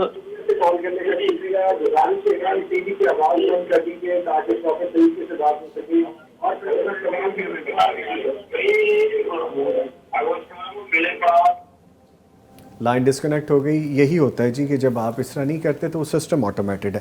آگے بڑھتے ہیں۔ احمد خالد لکھتے ہیں السلام علیکم نوید بھائی۔ وعلیکم السلام۔ احمد بھائی لکھتے ہیں ڈاکٹر حماد لکھوی صاحب انکل کیوں نہیں آ رہے اس سال؟ جی بالکل آ رہے ہیں، آپ کو کس نے کہا نہیں آ رہے؟ اچھا ویسے آپ کو نہیں نظر آ رہے اس لیے پوچھ رہے ہیں۔ آگے پوچھا گیا جی کہ سر میرے بابا کی ڈیتھ ہو گئی ہے اور رشتے کے لیے کچھ بتا دیں اور دعا کروا دیں۔ دعا کروا دیں جی، پریشان ہیں سر، آپ دعا کروا دیجیے۔ بات سمجھ میں مرحوم کے لیے دعا کرنا، مرحوم کے لیے بھی اور ان کا رشتہ بھی نہیں ہو رہا ہے جی، دونوں چیزوں کے لیے۔ اصل معاملہ یہ ہے کہ اللہ ان کو معاف فرمائے، اللہ مغفر لہ ورحمہ، اللہ معاف کرے۔ اب یہ بیوہ ہو گئے نا؟ نہیں والد ہیں، والد ہیں ان کے۔ اچھا والد فوت ہوئے، بیٹی یا بیٹا جو بھی ہے وہ اللہ تعالیٰ ان کو اچھے رشتے جو ہے اللہ آسانیاں پیدا کرے، اور ان کے لیے اللہ آسانیاں اللہ لا سہل الا ما جعلتہ سہلا، اللہ آپ کے لیے آسانی پیدا کرے جی۔ مرحوم والد صاحب کے لیے اللہ تعالیٰ جنت فردوس فرمائے، اور ان کے کیس میں اللہ نرمی فرمائے۔ اسی ضمن میں میں نے بات کی تھی کئی دفعہ کچھ لوگ آپ ایسے ہوتے ہیں کہ ان کی بیوی فوت ہو جاتی ہے تو وہ بندہ بیوہ ہو جاتا ہے، بندہ بیوہ ہو جاتا ہے۔ اگر بندہ بیوہ ہو جائے تو اس کے لیے بھی ہے کہ رشتہ درکار ہے۔ اور مجھ سے کسی نے پوچھا تھا کہ جی بندہ بیوہ ہو سکتا ہے؟ میں نے کہا جی میں خود بیوہ ہوا تھا، 4 سال میں رہا ہوں۔ اچھا تو اس کے لیے اس کی بھی شادی ہو سکتی ہے، اور اگر میسر ہو، ورنہ اللہ نے وعدہ کیا ہے وَزَوَّجْنَاهُم بِحُورٍ عِین انشاءاللہ۔ جی ٹھیک ہے سر کی طبیعت بڑی نا مزے کی طبیعت ہے اور لائٹ رکھتے ہیں چیزوں کو۔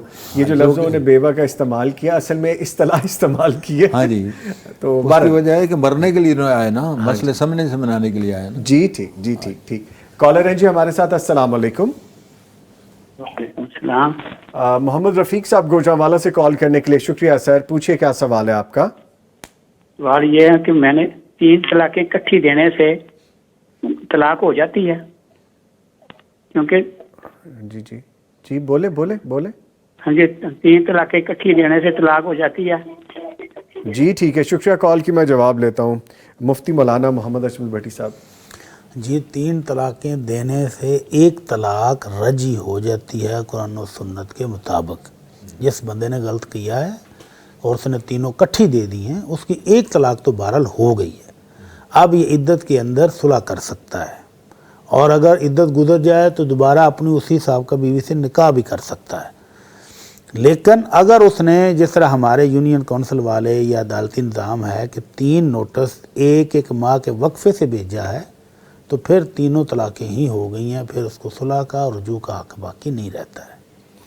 ٹھیک ہے، کالر ہیں جی ہمارے ساتھ۔ السلام علیکم۔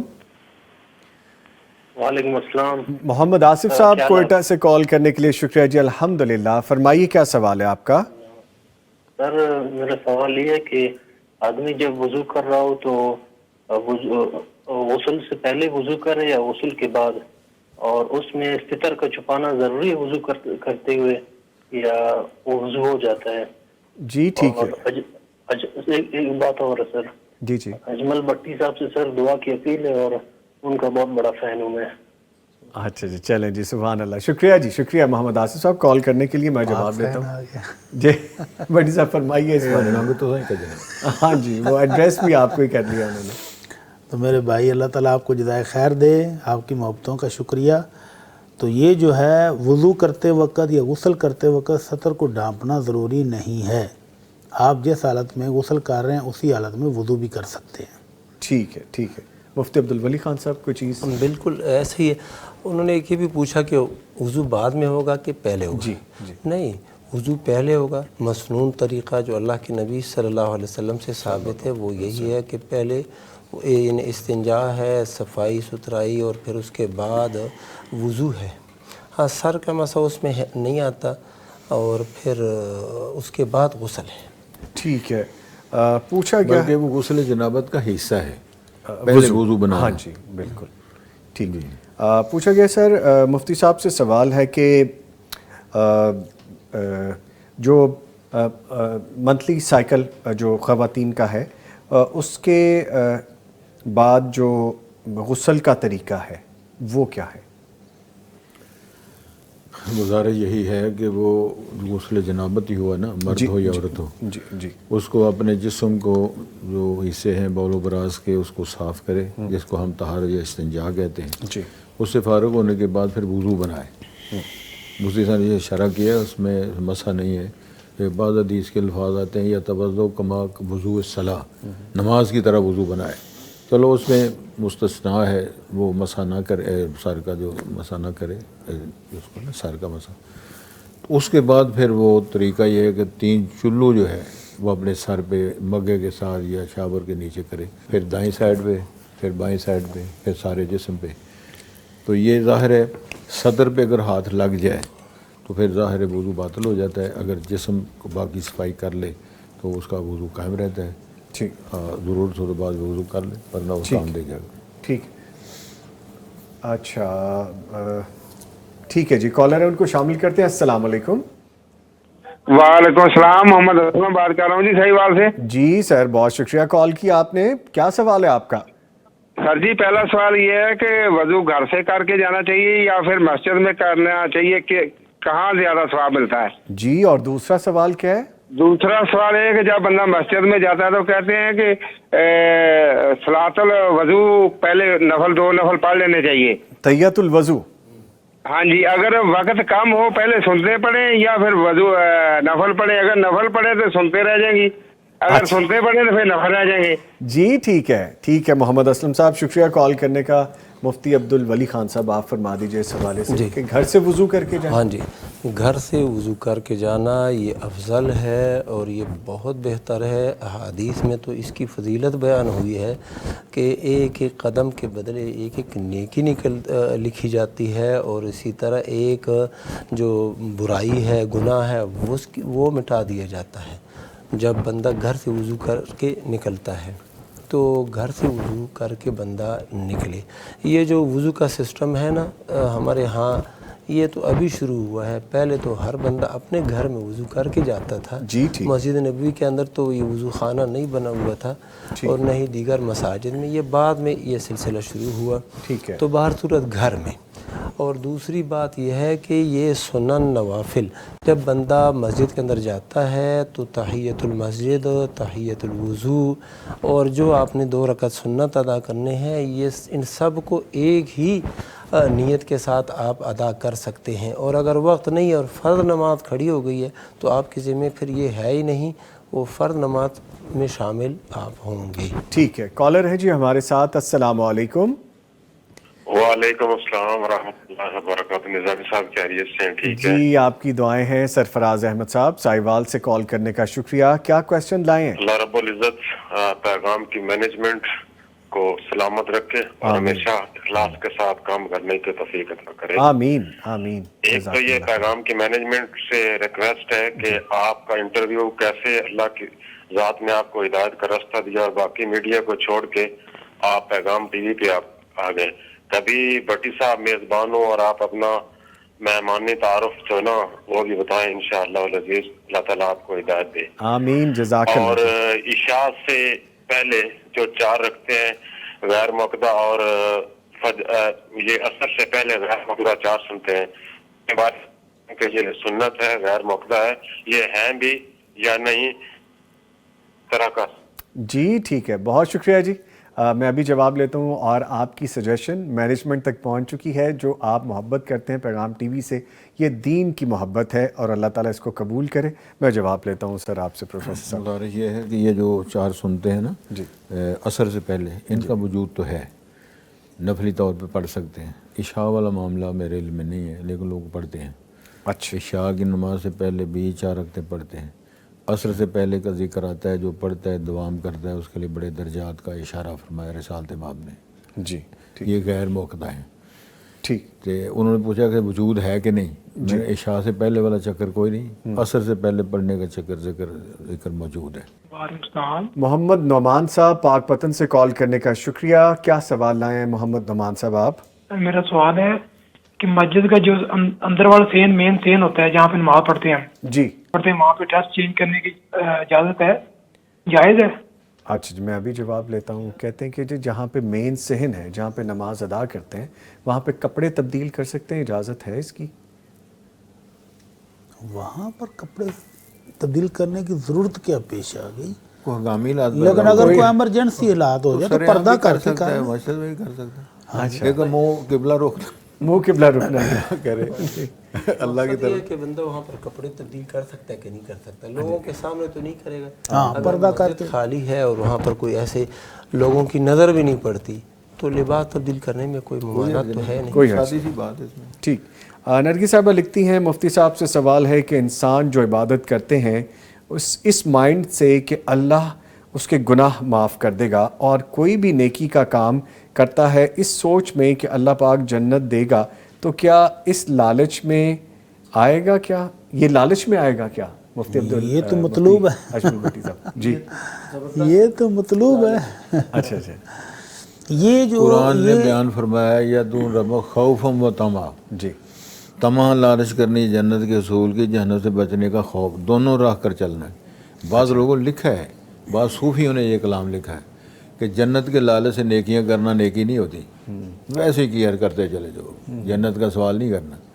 लेकिन तो मसला है, कुरान में अल्लाह ने बयान फरमाया कि अपने रब को पुकार खौफम व तमा, जहन्नम के अजाबों का डर भी है और जन्नत के असूल का तमा और लालच भी है। दोनों चीज़ें रख कर सारे मामला को चलाना, ये दोनों चीज़ें होनी चाहिए, होनी चाहिए। भट्ट साहब आप कुछ ऐड कह रहे थे, यही बात है।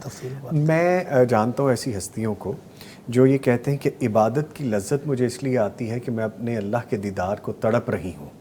ऐसी हस्तियों को मैं जानता हूँ और उनको कहते हैं जन्नत भी ठीक है, वो भी चाहिए, लेकिन दोज़ख का डर भी है। लेकिन इबादत की लज्जत मुझे इस बात में आती है कि इस दुनिया के बाद जब आंख बंद होगी तो खुलेगी तो अल्लाह का दीदार मिलेगा। तो ये सोच कैसी है? बड़ी खूबसूरत सोच है। हदीस रसूल है अलैहिस्सलाम, मन अहब्ब लिका अल्लाह अहब्बल्लाहु लिकाअहू, जो अल्लाह की मुलाकात की मोहब्बत रखता है कि अल्लाह से मेरी मुलाकात होगी, अल्लाह भी पसंद करते हैं कि मैं अपने बंदे से मिलूँ। हाँ जी, तो वही मसला है कि ये यकीन की भी बात है और उसका यकीन है कि मेरा अल्लाह ताला से मैं अल्लाह की ज़ियारत होगी, मुलाकात होगी और इंशाअल्लाह ये मामलात हैं। या अय्यतुहन नफ्सुल मुतमइन्ना इरजिई इला रब्बिकी राज़ियतम मर्ज़िया फदखुली फ़ी इबादी वदखुली जन्नती। ये तो नबी मुसर्रत अल्लाह खुद सुनाते हैं, आओ मेरे बंदो आ जाओ। लेकिन उसमें एक बारीक लाइन है जो हमें जहन में रखनी चाहिए, ये मत कहें कि हमें जन्नत नहीं चाहिए, हमें जन्नत भी तो चाहिए, हमें उस तरफ जन्नत ही तो कामयाबी, जन्नत तो दीदार भी तला जन्नत भी होगा और दस के जाकर करना है। तो ये जुमला ना कहें कि मुझे वो नहीं, मुझे बस दीदार चाहिए, वो मिलेगी तो दीदार होगा, उसी में तो दीदार होगा। जी, कुरान मजीद में अल्लाह सुब्हानहू व तआला ने ये जन्नत को बयान कर करके ترغیب دی ہے وَبَشِّرِ الَّذِينَ آمَنُوا وَعَمِلُوا الصَّالِحَاتِ أَنَّ لَهُمْ جَنَّاتٍ تَجْرِي مِن تَحْتِهَا الْأَنْهَارُ کہ ایمان والوں کو یہ دے دو، اٹریکشن پیدا کی ہے، پھر یہ بتا دیا کہ بیویاں بھی ملیں گی اور ازواج مطہرہ. پھر اللہ سبحانہ وتعالیٰ نے جنت کا تذکرہ فرمایا وَفِي ذَلِكَ فَلْيَتَنَافَسِ الْمُتَنَافِسُونَ، رغبت رکھنے والے اور شوق رکھنے والے اسی میں شوق اور رغبت کریں، کوشش کریں اس میں. تو یہ ہم جنت کے لیے کر رہے ہیں بات تو، اور جہنم سے بچنے کے لیے کر رہے ہیں، اور اس کے بعد اللہ کا دیدار تو وہاں پر ضرور ہو. ٹھیک ہے، اس سے پہلے کہ میں کالر لے لوں، ایک بات اکثر کہی جاتی ہے، بات تو لائٹر نوٹ پہ ہے لیکن یہ بات میں چاہتا ہوں اس لیے بھی کر لی جائے کہ یہ بھی سمجھ مل جائے کہ لوگ کہتے ہیں کہ جنت میں بھی پھر ہمیں یہی بیوی ملنی ہے، یا کچھ لوگ اس طرح کی بات کر دیتے ہیں. تو کیا وہ لوگ اتنے تنگ ہوتے ہیں اپنی زوجہ سے؟ بلکہ انہوں نے بڑے خوبصورت لہجے میں، ہمارے نام نہیں لیتا، مجھے یاد ہے، ویسے انہوں نے درس دیا جی کہ جو مرد حضرات پاس ہو جائیں گے اور ان کی اہلیہ بھی پاس ہو جائیں گی تو ان کے ادھر جوڑے بنائے جائیں گے، ادھر بھی. جی وہ درس تو ہو گیا، تو درس کے بعد ایک بزرگ آ گیا تو کہنے لگا جی انہوں نے اتھے بھی ہونا ہے. یہ والی بات ہے، یہ والی بات ایک قرآن مجید میں لکھا ہوا ہے وہ لوگ جو پاس ہو جائیں گے ان کے جوڑے بھی بنائیں گے، خاندان کو اللہ جمع کریں گے، رہشیں بھی اکٹھی کر دیں گے. اور کیوں جی ہے نا اولادیں، لیکن وہ دنیا والی صفات نہیں ہوں گی نا، وہ سارا سسٹم اصل میں اس میں حسد بغض بھی. پہنچ گئے اس بات. ہاں جی، جو اس بیوی سے ڈر رہا ہے نا وہ سارا کوئی ختم کر کے اس قابل بنا کے اللہ پیش کریں گے. اور پھر شوہروں کے لیے بھی تو، ہاں جی، شوہروں کے لیے بھی تو ایسی ہی بات ہے کہ وہ خواتین کہتی ہیں یہی شوہر دوبارہ ملنا ہے، لیکن وہ صفات چینج کر دی جائیں گی. اصل معاملہ یہ ہے کہ یہ ستھرائی صفائی کے بعد جنت میں جانا ہے، فلٹر اس میں سارا کوئی فلٹر ہو جانا ہے. ٹھیک ہے جی، 30 سال سے زیادہ یہ جی بڑا مشکل ہو گیا یہاں پہ فلٹر لگانا. اس بات کا ایک چھوٹا سا وقفہ لیتے ہیں اور یہ نماز عشاء کا وقفہ ہے، نماز ادا کر کے دوبارہ آئیں گے، ہمارے ساتھ رہیے. ایک دفعہ پھر ٹرانسمیشن میں آپ کے ساتھ ہیں اور آپ کو پتہ ہے کہ برکات رمضان بلیسڈ نائٹ ٹرانسمیشن ہے جس میں ہم برکات رمضان سمیٹ رہے ہیں، آپ سمیٹ رہے ہیں، آپ کی کالز ہم یہاں پر ریسیو کر رہے ہیں. وہ کالز نہ صرف جو آپ سوال کی صورت میں ہمیں کرتے ہیں جس کے جواب آپ کو چاہیے ہوتے ہیں، بلکہ پیغام ٹی وی کے ساتھ تعاون کرنے کے لیے بھی اسی کال پہ آپ سے بات ہوتی ہے. نمبر ہے 0421117000 یعنی 042-111-700 اور 000. اگر آپ اپنی زکوٰۃ، صدقات، عطیات دینا چاہتے ہیں، پیغام ٹی وی کو ڈونیٹ کرنا چاہتے ہیں، آپ کسی بھی قسم کی کوئی ایسی چیز جو آپ سمجھتے ہیں کہ پیغام ٹی وی کو بھیج کے آپ کو فائدہ ہو سکتا ہے، وہ رقم کی صورت میں یا کسی اور طرح سے تعاون کی صورت میں، آپ ہم سے تعاون کر سکتے ہیں اس نمبر پہ کال کر کے. ہمارے کال نمبر ہے واٹس ایپ نمبر 0321565200 یعنی 0321565200. اس پہ آپ ریٹن میسیج بھیج دیجئے، آڈیو میسیج بھیج دیجئے، یہاں پہ بھی رابطہ ممکن ہے. اس کے علاوہ ہمارے اکاؤنٹ نمبر مینشن ہے ٹی وی اسکرین پہ، آپ دیکھ سکتے ہیں کہ رول بار جو نیچے چل رہی ہے اسکرول میں ہمارے اکاؤنٹ نمبر مینشن ہے، IBN نمبر مینشن ہے، اس پہ بھی رابطہ ہو سکتا ہے. گزارش ہے کہ جب آپ کال کریں، جب آپ لائیو کال پہ بات کریں تو ٹی وی کی آواز، ٹی وی کا والیوم بند کر دیں جس سے گفتگو کرنے میں آسانی ہوگی. معزز مہمان جو موجود ہیں مولانا مفتی عبدالولی خان صاحب اور ڈاکٹر مولانا مفتی محمد اجمل بھٹی صاحب. سوالات جوابات کا سلسلہ شروع کرتے ہوئے پوچھا گیا ہے عروہ کی جانب سے کہ غسل کے وقت ناک میں پانی ڈالیں تو کیا وہ ناک کی ہڈی کے اوپر تک لے جانا ضروری ہے اور کیا ناک کے اوپر تک محسوس ہونا ضروری ہے؟ اللہ کے نبی صلی اللہ علیہ وسلم کا عمومی وضو کے بارے میں حکم یہ ہے کہ وہ بالغ فی الاستنشاق، وضو کرتے وقت پانی ناک میں خوب اوپر تک چڑھاؤ، لیکن جب روزہ ہو تو پھر اوپر تک نہیں چڑھانا کہ خدا نخواستہ وہ کہیں گلے میں نہ چلا جائے اور نیچے نہ چلا جائے معدے میں. تو روزے کی حالت میں آہستہ سے پیار کے ساتھ تھوڑا سا پانی اوپر چڑھا کے بعد چھوڑ دیں. ٹھیک ہے. وقار احمد لکھتے ہیں میرا سوال یہ ہے کہ میں ایک کتاب میں پڑھ چکا ہوں کہ قیامت سے قبل رمضان کا مہینہ اٹھا لیا جائے گا اور قرآن مجید بھی اس معاملے میں رہنمائی فرما دیجئے. یہ ریپیٹ کویسچن ہے، ویسے ہم شامل کر چکے لیکن مفتی عبدالولی خان صاحب فرمائیے اس بارے میں. یہ قیامت سے قبل جو ہے بہت سی چیزیں اٹھا لی جائیں گی اور یہ امانتوں کا اٹھایا جانا تو شروع ہو چکا ہے. اسی طرح بعض دیگر چیزوں کا بھی اٹھا لیا جائے گا اور قرآن مجید کا بھی اسی طرح ہی۔ قیامت جو قائم ہوگی وہ خالص کفار ہی پر قائم ہوگی، اہل ایمان پہلی وفات پا چکے ہوں گے۔ اچھا جی ٹھیک۔ اسلامک ہسٹری جو آپ بار بار یہاں پہ چیز پوچھ رہے ہیں، ہم آپ کو، یہ ہمارا انٹرنیشنل فورم ہے، یہاں پہ ایسی چیزیں ڈسکس نہیں کی جاتی۔ آپ کو اللہ تعالیٰ کے دین اسلام کی ٹرو اور صحیح رہنمائی مل رہی ہے، اس کو غنیمت جانیے، اور ایسا ہی ہے کہ یہاں سے مستند اور قرآن و سنت کے حوالے سے جو بات ہے اسی کو نشر کیا جا رہا ہے پیغام ٹی وی سے۔ اور وہ آگے لکھتی ہے، اگر کوئی چیز جیسے پلاسٹک کی کوئی بوٹل جیسے شیمپو وغیرہ کی کسی ناپاک جگہ پر گندے پانی میں گر جائے تو کیا اسے پاک کرنے کے لیے صاف پانی سے دھو لینا کافی ہے مفتی صاحب؟ بالکل کافی ہے۔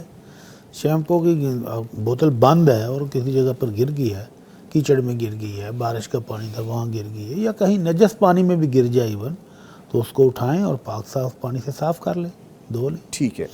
ملک عبداللہ لکھتے ہیں، میرا سوال ہے کہ سالوں پہلے جو کبھی نماز قضا ہوئی جو یاد آ جائے تو اس کو کیسے ادا کریں؟ اور ہمارے گھر میں بچی ہے نور فاطمہ نیم ہے تو وہ بہت ضد کرتی ہے، تو دعا بتا دیں اور کر بھی دیں۔ اچھا، یہ دعا والی جو بات ہے، چلیں یہ اس کو تو ہم ابھی ایڈریس کر لیتے ہیں۔ نام کے حوالے سے ہم 20 مرتبہ ڈسکس کر چکے ہیں اور اسی نام کو بھی ڈسکس کر چکے ہیں، سو آپ اس قباحت میں مت جائیے کہ یہ نام وزنی ہے یا جو بھی معاملات ہیں۔ میں پھر بھی مفتی عبدالولی خان صاحب سے کہوں گا کہ بتا بھی دیجئے، اور یہ جو نماز قضا ہوگی اس حوالے سے بھی بتا دیجئے۔ جو نماز قضا ہو گئی ہے، یعنی بندہ بھول گیا ہے یا سویا رہ گیا ہے، یاد آنے پر وہ پڑھ لے، وہی اس کا وقت ہے۔ لیکن اگر نماز قصداً چھوڑی گئی ہے اور نہیں پڑھتا تھا، پھر کہا کہ ہاں سال پہلے، مہینہ پہلے میں نے یہ نماز چھوڑ دی تھی، اب میں پڑھوں کہ نہ پڑھوں، پھر اگر آپ پڑھیں گے بھی نا تو وہ اس درجے میں وہ نماز حساب نہیں ہوگی۔ اللہ سے معافی مانگو گے اور مغفرت طلب کرو گے کہ اتنا جرم ہو گیا ہے۔ وہ جو اسی وقت یاد آیا تو اس کا حل یہی ہے کہ پڑھ لو، ورنہ نہیں۔ اور نور فاطمہ نام، یہ تو خوبصورت نام ہے، اس میں کوئی۔ ٹھیک، کالر ہیں ہمارے ساتھ۔ السلام علیکم۔ وعلیکم السلام۔ میرا بچہ ایمان صاحبہ فیصل آباد سے کال کر رہی ہیں، جی بتائیے کیا سوال ہے آپ کا؟ میرا سوال ہے کہ آج کل وہ جائے نماز چلے ہوئے ہیں جن پہ اپنا نام لکھوا سکتے ہیں، تو ان پہ نماز پڑھنا جائز ہے؟ اچھا ٹھیک ہے جی، بہت شکریہ، میں جواب لیتا ہوں ابھی۔ سر جائز ہے یہ اس کا جواب بھی ہم پہلے دے چکے ہیں کہ کوشش کریں کہ جائے نماز سادہ ہو، تاکہ بار بار آپ کی توجہ اس کے ڈیزائن کی طرف نہ جائے۔ اور اگر آپ نے نام لکھوایا ہوگا اپنا ہی تو آپ اپنے نام کی خوبصورتی دیکھتے رہیں گے، اس کی زبردیر کو چیک کرتے رہیں گے، اس کے سٹائل کو چیک کریں گے، اور اگر کچھ پھول وغیرہ بھی بن گئے تو پھر تو بارے نیارے ہو جائیں گے، تو نماز تو رہ گئی۔ اچھا، نماز تو رہ جائے گی۔ جی، بعض لوگ نا وہ جائنماز کے بیک پہ وہ اپنا نام لکھواتے ہیں، پھر گفٹ کرتے ہیں، یا کسی اور کا نام لکھ کے پھر اس کو گفٹ کرتے ہیں، تو یہ ایک ایسی عادت ہے کہ نہیں ہونی چاہیے۔ ان حروف، قرآن کے حروف، کسی کا نام محمد ہے تو اب کتنا پیارا نام ہے، آپ اس کو زمین پر بچھائیں گے۔ کسی کا نام عبداللہ ہے، اس نے آپ نے جائنماز کے اوپر لکھ دیا، تو اللہ کا نام زمین پر یہ نہیں کرنا چاہیے، جی نہیں کرنا چاہیے۔ ٹھیک ہے جی، آگے پوچھا گیا ہے کہ عتیق الرحمان ہے، ضلع راولپنڈی، تحصیل کوہٹا، گاؤں اور شہر بھی کچھ لکھ رہے تھے لیکن وہاں پہ ختم ہو گئی آگے لائن۔ لکھتے ہیں، معزز مہمانان گرامی اور نظامی صاحب کو السلام علیکم۔ وعلیکم السلام۔ کہتے ہیں میرا سوال ہے کہ حق مہر کتنا ہونا چاہیے؟ آپ فرما دیجیے پلیز۔ سبحان اللہ۔ حق مہر جو ہے، جو جس میں یسر ہو، آسانی ہو، بندہ جو خاوند ہے اس کے لیے ادائیگی کرنا آسان ہو، مہر اس طرح کا ہونا چاہیے۔ اللہ کے نبی صلی اللہ علیہ وسلم نے بھی فرمایا کہ جو نکاح مبارک نکاح ہوتا ہے وہ ہوتا ہے جس کا مہر آسان ہو، ٹھیک، جس کے اخراجات آسان ہوں۔ تو آسانی ایک بعض لوگ اس طرح کرتے ہیں کہ مہر جو ہے صاحب حیثیت لوگ ہوتے ہیں، لیکن وہ کہتے ہیں ہم مہر شرعی رکھتے ہیں، 32 روپے رکھتے ہیں، 1000 روپے، 5000 روپے۔ نہیں، اللہ کے نبی صلی اللہ علیہ وسلم کی بیویوں کا مہر اور آپ کی بیٹیوں کا مہر وہ 500 درہم ہوتا تھا۔ ٹھیک ٹھیک ہے تو جی 500 درہم اس کی آپ اندازہ کریں، 200 درہم سے 52 تولہ بنتا ہے تقریباً، یہ کافی 1.5 کلو چاندی بنتی ہے۔ اس پہ مجھے گفتگو کرنی ہے، کالر لے لیں پھر دوبارہ انشاءاللہ اس گفتگو پہ آئیں گے۔ جی السلام علیکم۔ وعلیکم السلام، سب کیا حال ہے؟ خیریت ہے؟ الحمدللہ۔ زبیر خالق صاحب، قصور سے کال کرنے کا شکریہ، فرمائیے کیا سوال لائیں آپ؟ سر سب سے پہلے تو اللہ تعالیٰ آپ سب کے علم میں، عمر میں، صحت میں، رزق میں برکت ڈالے، آمین۔ اور میرا سوال مفتی اجمل بھٹی صاحب سے ہے۔ جی سوال یہ ہے میرا کہ جو بندہ حیات ہے اور اس کو فوت ہو جاتا ہے، اس کے ذمہ جو قرض ہوتا ہے، ان کے ورثہ میں سے کوئی اس کا ذمہ لے لیتا ہے تو کیا پھر میت بری ذمہ ہے؟ یہ پہلا سوال ہے۔ اور دوسرا اس کے ساتھ ایک چھوٹا سا سوال اور ہے کہ میت کو غسل دینے کا جو ثواب ہے، وہ کہتے ہیں کہ اللہ تعالیٰ کی ذات جو میت کو غسل دیتا ہے اس کی 40 دفعہ اس کی معافی کا اعلان کرتا ہے۔ اس کے حوالے سے بھی آگاہی فراہم کیجیے گا۔ جی بہت شکریہ، اور بڑا ڈیٹیل میں آپ نے کوسچن پوچھا، کال کرنے کا شکریہ، میں جواب دیتا ہوں۔ پہلی بات تو یہ ہے کہ میت کا قرضہ میت ہی کے ذمہ ہوتا ہے۔ سب سے پہلے اس کی پراپرٹی اگر کوئی ہو تو اس کا قرضہ ادا کیا جاتا ہے، جی، حتیٰ کہ اگر اس نے کوئی وصیت بھی کی ہو تو وہ بھی بعد میں ہے، اور اس کے بچے جو ہیں وہ بھی پراپرٹی بعد میں بانٹیں گے، سب سے پہلے اس کا قرضہ ادا کریں گے۔ ٹھیک ہے۔ بالفرض اگر وہ بیچارہ مقروض ایسا تھا کہ وہ پراپرٹی میں کچھ بھی نہیں چھوڑ کر گیا لیکن اس کی اولاد ہے، جی، تو اولاد کا حسن سلوک تو والدین کے ساتھ یہی کہتا ہے کہ وہ والدین کا قرضہ ادا کریں، والدین کا قرضہ ادا کرنا چاہیے، ان کو اولاد ہے ان کی، اور اللہ کے نبی صلی اللہ علیہ وسلم نے اولاد کو بھی والدین کی کمائی ہی قرار دیا ہے، تو اس کمائی کو چاہیے کہ اپنے والدین کا قرضہ ادا کریں، اور اگر وہ ادا نہیں کرتے تو پھر بیچارہ وہ مقروض تو اسی طرح قرضے میں پھنسا رہے گا۔ اللہ کے نبی صلی اللہ علیہ وسلم اپنے دور میں، ابتدائی اسلام میں، میت آتی تھی تو پہلے پوچھتے تھے کہ اس کا قرضہ ہے؟ ہاں جی قرضہ ہے۔ کوئی پراپرٹی چھوڑ گیا قرضے کی ادائیگی لیے؟ جی ہاں قرضے کے لیے ادائیگی کے لیے بھی پراپرٹی ہے، تو پھر آپ جنازہ پڑھا دیتے، اور اگر بتایا جاتا کہ قرضہ ہے پراپرٹی کوئی نہیں تو آپ اس کا جنازہ ہی نہیں پڑھتے تھے۔ پھر جب اللہ تعالیٰ نے وسعت دی تو پھر اللہ کے نبی صلی اللہ علیہ وسلم نے ایسے مسلمانوں کا قرضہ بیت المال سے ادا کرنا شروع کر دیا۔ ٹھیک ہے، یعنی کوئی ذمہ بھی لے لے تو جی ذمہ لے لے، اگر اولاد میں سے کوئی لے لیتا ہے، کوئی رشتہ دار لے لیتا ہے تو وہ حال ادا ہو گیا۔ ٹھیک ہے۔ غسل جو ہے، غسل کا ثواب، میت کو غسل دینے کا یہ جو ثواب ہے، یہ ایک غالباً ضعیف یا من گھڑت روایت ہے کہ اس کو 40 دفعہ کیا؟ ہاں جی، مغفرت کا اعلان کیا، جیسی کوئی صحیح حدیث میں موجود نہیں ہے۔ کالر ہیں جی ہمارے ساتھ، السلام علیکم۔ وعلیکم السلام۔ جی ہمارے ساتھ مسز خالد لاہور سے ہیں۔ جی مسز خالد، شکریہ کال کرنے کا، فرمائیے۔ میں احمد خالد کی مدر بات کر رہی ہوں۔ اوہ اچھا اچھا، جی جی جی، بہت اور مجھے بڑی خوشی ہوئی ہے کہ میری کال مل گئی ہے ان سب مفتیان کے درمیان میں، اور بہت ساری دعا کے لیے کہا ہے، اور بس میرا ایک سوال ہے آپ سے۔ جی جی فرمائیے۔ میں دورہ قرآن اور تجوید کے ساتھ پڑھتی ہوں، تو آدھا سپارہ میرا تقریباً 2.5 گھنٹے میں مکمل ہوتا ہے، جی، تو کیا اس کا زیادہ درجہ ہوتا ہے، یا 2.5 گھنٹے میں 3 سپارے پڑھ لو، یا 4 بھی پڑھے جاتے ہیں بعض دفعہ، جی، تو کس کا زیادہ درجہ ہے؟ میں ابھی جواب لیتا ہوں۔ خوش رہیے، آباد رہیے، اور شاد رہیے۔ آپ نے احمد خالد کے لیے ضرور دعا کروانی ہے سب سے۔ جی میں کہہ دیتا ہوں، خوش رہیے، میں ابھی جواب لیتا ہوں۔ Thank you for calling. Sir فرمائیے۔ قرآن مجید کو تجوید کے مطابق پڑھنا اور جو شرائط اور آداب ہیں قراءت کے، اس کے مطابق پڑھنا، یہ زیادہ اولا اور زیادہ بہتر ہے۔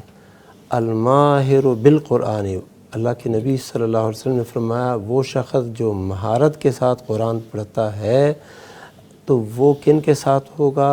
اس کا درجہ نہایت معزز فرشتوں کے ساتھ اس کا درجہ ہوگا، اور جو اٹک کے پڑھتا ہے، یعنی درست طریقے سے نہیں پڑھ سکتا اور پھر بھی کوشش کرتا ہے، اس کے لیے 2 اجر ہیں۔ یعنی جو شخص مہارت کے ساتھ پڑھتا ہے اس کا تو درجہ ہی بہت بلند ہے، لیکن جو محنت کے ساتھ کر رہا ہے اور اٹکتا ہے اس کے لیے 2 اجر پھر بھی ہے۔ تو جو مہارت کے ساتھ پڑھتا ہے وہ ٹائم زیادہ لگے، یہ زیادہ فضیلت والی بات ہے، جس میں غور و فکر بھی شامل ہے، تدبر بھی شامل ہے۔ افلا یتدبرون القرآن ام علی قلوب اقفالها، تو یہ بہتر ہے۔ اچھا سر، جس طرح بہن نے فرمایا کہ وہ کہہ رہی ہیں کہ تفسیر کے ساتھ زیادہ وقت لگتا ہے اور تجوید کے ساتھ پڑھیں تو کم وقت لگتا ہے، تو ان دونوں صورتوں میں ثواب کس کا زیادہ ہے؟ ہاں جی، یہ دو باتیں ہیں، ایک ہے علم اور ایک ہے تلاوت. تلاوت و تجوید کے ساتھ ہو بس یہ سب سے بہتر ہے. اور رمضان کے مہینے میں یہ تجوید جو ہے یہ تجوید کے ساتھ پڑھنا، قراءت کے اصول کے مطابق پڑھنا، یہ زیادہ فضیلت والا ہے. ٹھیک جی. تفسیر کے لیے دوسرے مہینے ہیں اس کے لیے. ٹھیک ہے، اس میں آپ زیادہ تلاوت کریں، جتنے جی. احسن طریقے سے کریں اس کی بات ہے. ٹھیک ہے جی. اور دعا بھی وہ کہہ رہے ہیں، ان کا بیٹا احمد خالد مجھے میسیجز بھی کرتا ہے وہ کبھی کبھی. اللہ سبحانہ و تعالیٰ اس بیٹے کو نہایت عافیت اور سلامتی والی زندگی دے، معمر اللہ اسے بنائے، زیادہ لمبی اور اچھی زندگی، اور ماں باپ کی ٹھنڈک بنائے، ماں کی ٹھنڈک بنائے، آنکھوں کی ٹھنڈک بنائے. اللہ تعالیٰ اسے بہت کامیابیوں سے نوازے. آمین آمین. لے جی، دعا بھی ہوگی اور بتا بھی دیا کہ کس طرح سے تلاوت قرآن کریم کیا جائے. اور خاص طور پہ رمضان تو ہے ہی قرآن کا مہینہ، اور اس میں زیادہ سے زیادہ قرآن کے ساتھ ہمیں جڑنا چاہیے. گفتگو جاری رہے گی لیکن ایک وقفہ لے لیتے ہیں، اس کے بعد دوبارہ حاضر ہوں گے. برکات رمضان بلیسڈ نائٹ جو ٹرانسمیشن ہے پیغام ٹی وی کی، اس کو آپ پسند کر رہے ہیں، ہمیں آپ کی رائے کے بارے میں آگاہی مل رہی ہے. آپ ہمیں فیس بک پیج پہ اپنے کمنٹس میں بتا رہے ہیں، مجھے ان باکس میں آ رہے ہیں میسیجز، بھٹی صاحب کو آ رہے ہیں. اور ہمیں اچھا لگتا ہے کہ جب ہماری کاوش جو دین کے حوالے سے ہم کر رہے ہیں یہ کہیں نہ کہیں قبولیت کے درجے پہ فائز ہو رہی ہے. اسی لیے آپ کا رسپانس، آپ کا اس ٹرانسمیشن کو دیکھنا اور آپ کا تعاون میں شامل ہونا ہمیں اچھا لگتا ہے. یہ اسی طرح سے جاری رکھیے.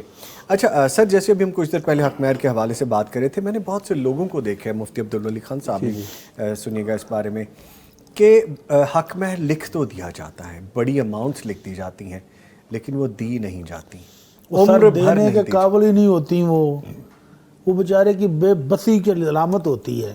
جب شادی مجبوری کے تحت ہو رہی ہوتی ہے نا، تو ان کو ڈنڈے کے طور پر اتنی مقدار لکھوائی جاتی ہے کہ اس کی بس ہو جاتی.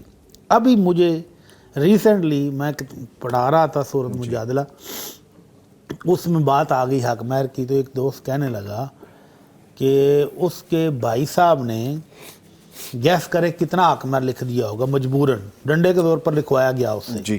کتنا لکھوایا ہوگا؟ ڈیپینڈ کرتا ہے سچویشن پہ، لاکھوں میں ہو سکتا ہے. 50 کروڑ. سر یہ تو وہ بات ہے نا جو آپ فرما رہے ہیں کہ دینا ہی نہیں بے ہے. بس ہے. جی. 50 کروڑ بھی، ایک گھر بھی، اور 100 سونا بھی. اور اب لڑکی رخصتی سے پہلے طلاق مانگ رہی ہے. اوہو، یہ تو بزنس ہو گیا نا. بزنس یہ نا کہ طلاق بھی لیں گے اور آدھا حق مہر بھی ملے گا. اور اب وہ کیس چل رہا ہے عدالت میں، وہ بیچارہ کہتا ہے جی ہم پیسے دے کر طریقوں پر طریقیں ڈلوا رہے ہیں. تو یہ افراط و تفریط نہیں ہونا چاہیے. ایک طرف وہ لوگ ہیں جو اچھے خاصے صاحب حیثیت ہو کر کہتے ہیں جی 500 لکھ دو، 1000 لکھ دو، اور دوسری طرف یہ ہے کہ بیچارہ دینے کے قابل 1 لاکھ بھی نہیں اور لکھوا لیا ہے 50 کروڑ. دونوں ہی زیادتی ہیں. ٹھیک ہے، اس پہ مزید ابھی بات کرنی ہے. کالر ہیں، ان کو شامل کر لیتے ہیں. السلام علیکم. وعلیکم السلام. مریم صاحبہ ملتان سے کال کرنے کا شکریہ. فرمائیے کیا سوال ہے آپ کا؟ جی میرا سوال یہ ہے کہ مسجد جو گھر سے بہت زیادہ دور ہے جی، اور گھر میں کوئی حافظ قرآن بھی نہیں ہے، تو اگر موبائل سے دیکھ کے میں تراویح پڑھوں تو میری والدہ ساتھ سن سکتی ہیں؟ جی میں ابھی جواب دیتا ہوں. مفتی عبدالولی خان صاحب فرمائیے، ایسے تراویح ہو سکتی ہے جس طرح بیٹی کہہ رہی ہیں؟ جی ان کے لیے تو مسجد بالکل ساتھ بھی ہو نا، دیوار سے متصل. جی.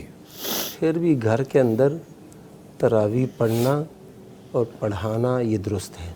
یہ موبائل سے پڑھائیں اور والدہ صاحبہ ان کے ساتھ کھڑی ہو، بالکل درست ہے اور بلا شبہ درست ہے. اور زیادہ ثواب بھی ہے. زیادہ ثواب، فضیلت والا عمل بھی یہی ہے کہ خواتین جو ہے اپنے گھر کے اندر، اور گھر کے اندر بھی وہ جو بالکل اندرونی کمرہ ہے وہاں پر نماز پڑھے، تو یہ زیادہ فضیلت والا عمل ہے. تو مسجد میں جانے کی کوئی ضرورت ان کو نہیں ہے. ٹھیک ہے جی. تو اور یہ موبائل سے دیکھ کے پڑھنا یہ ثابت ہے. ام المومنین عائشہ رضی اللہ تعالیٰ عنہ کا غلام تھا ثوبان، ان کے مصحف سے تراویح پڑھاتا تھا. ٹھیک ہے، یعنی پڑھ سکتی ہیں. جی بہن. کالر ہیں ہمارے ساتھ. السلام علیکم. وعلیکم السلام. محترم کیا حال ہے؟ الحمدللہ. نور احمد صاحب کوئٹہ سے کال کرنے کا شکریہ. کیا سوال ہے آپ کا نور احمد صاحب؟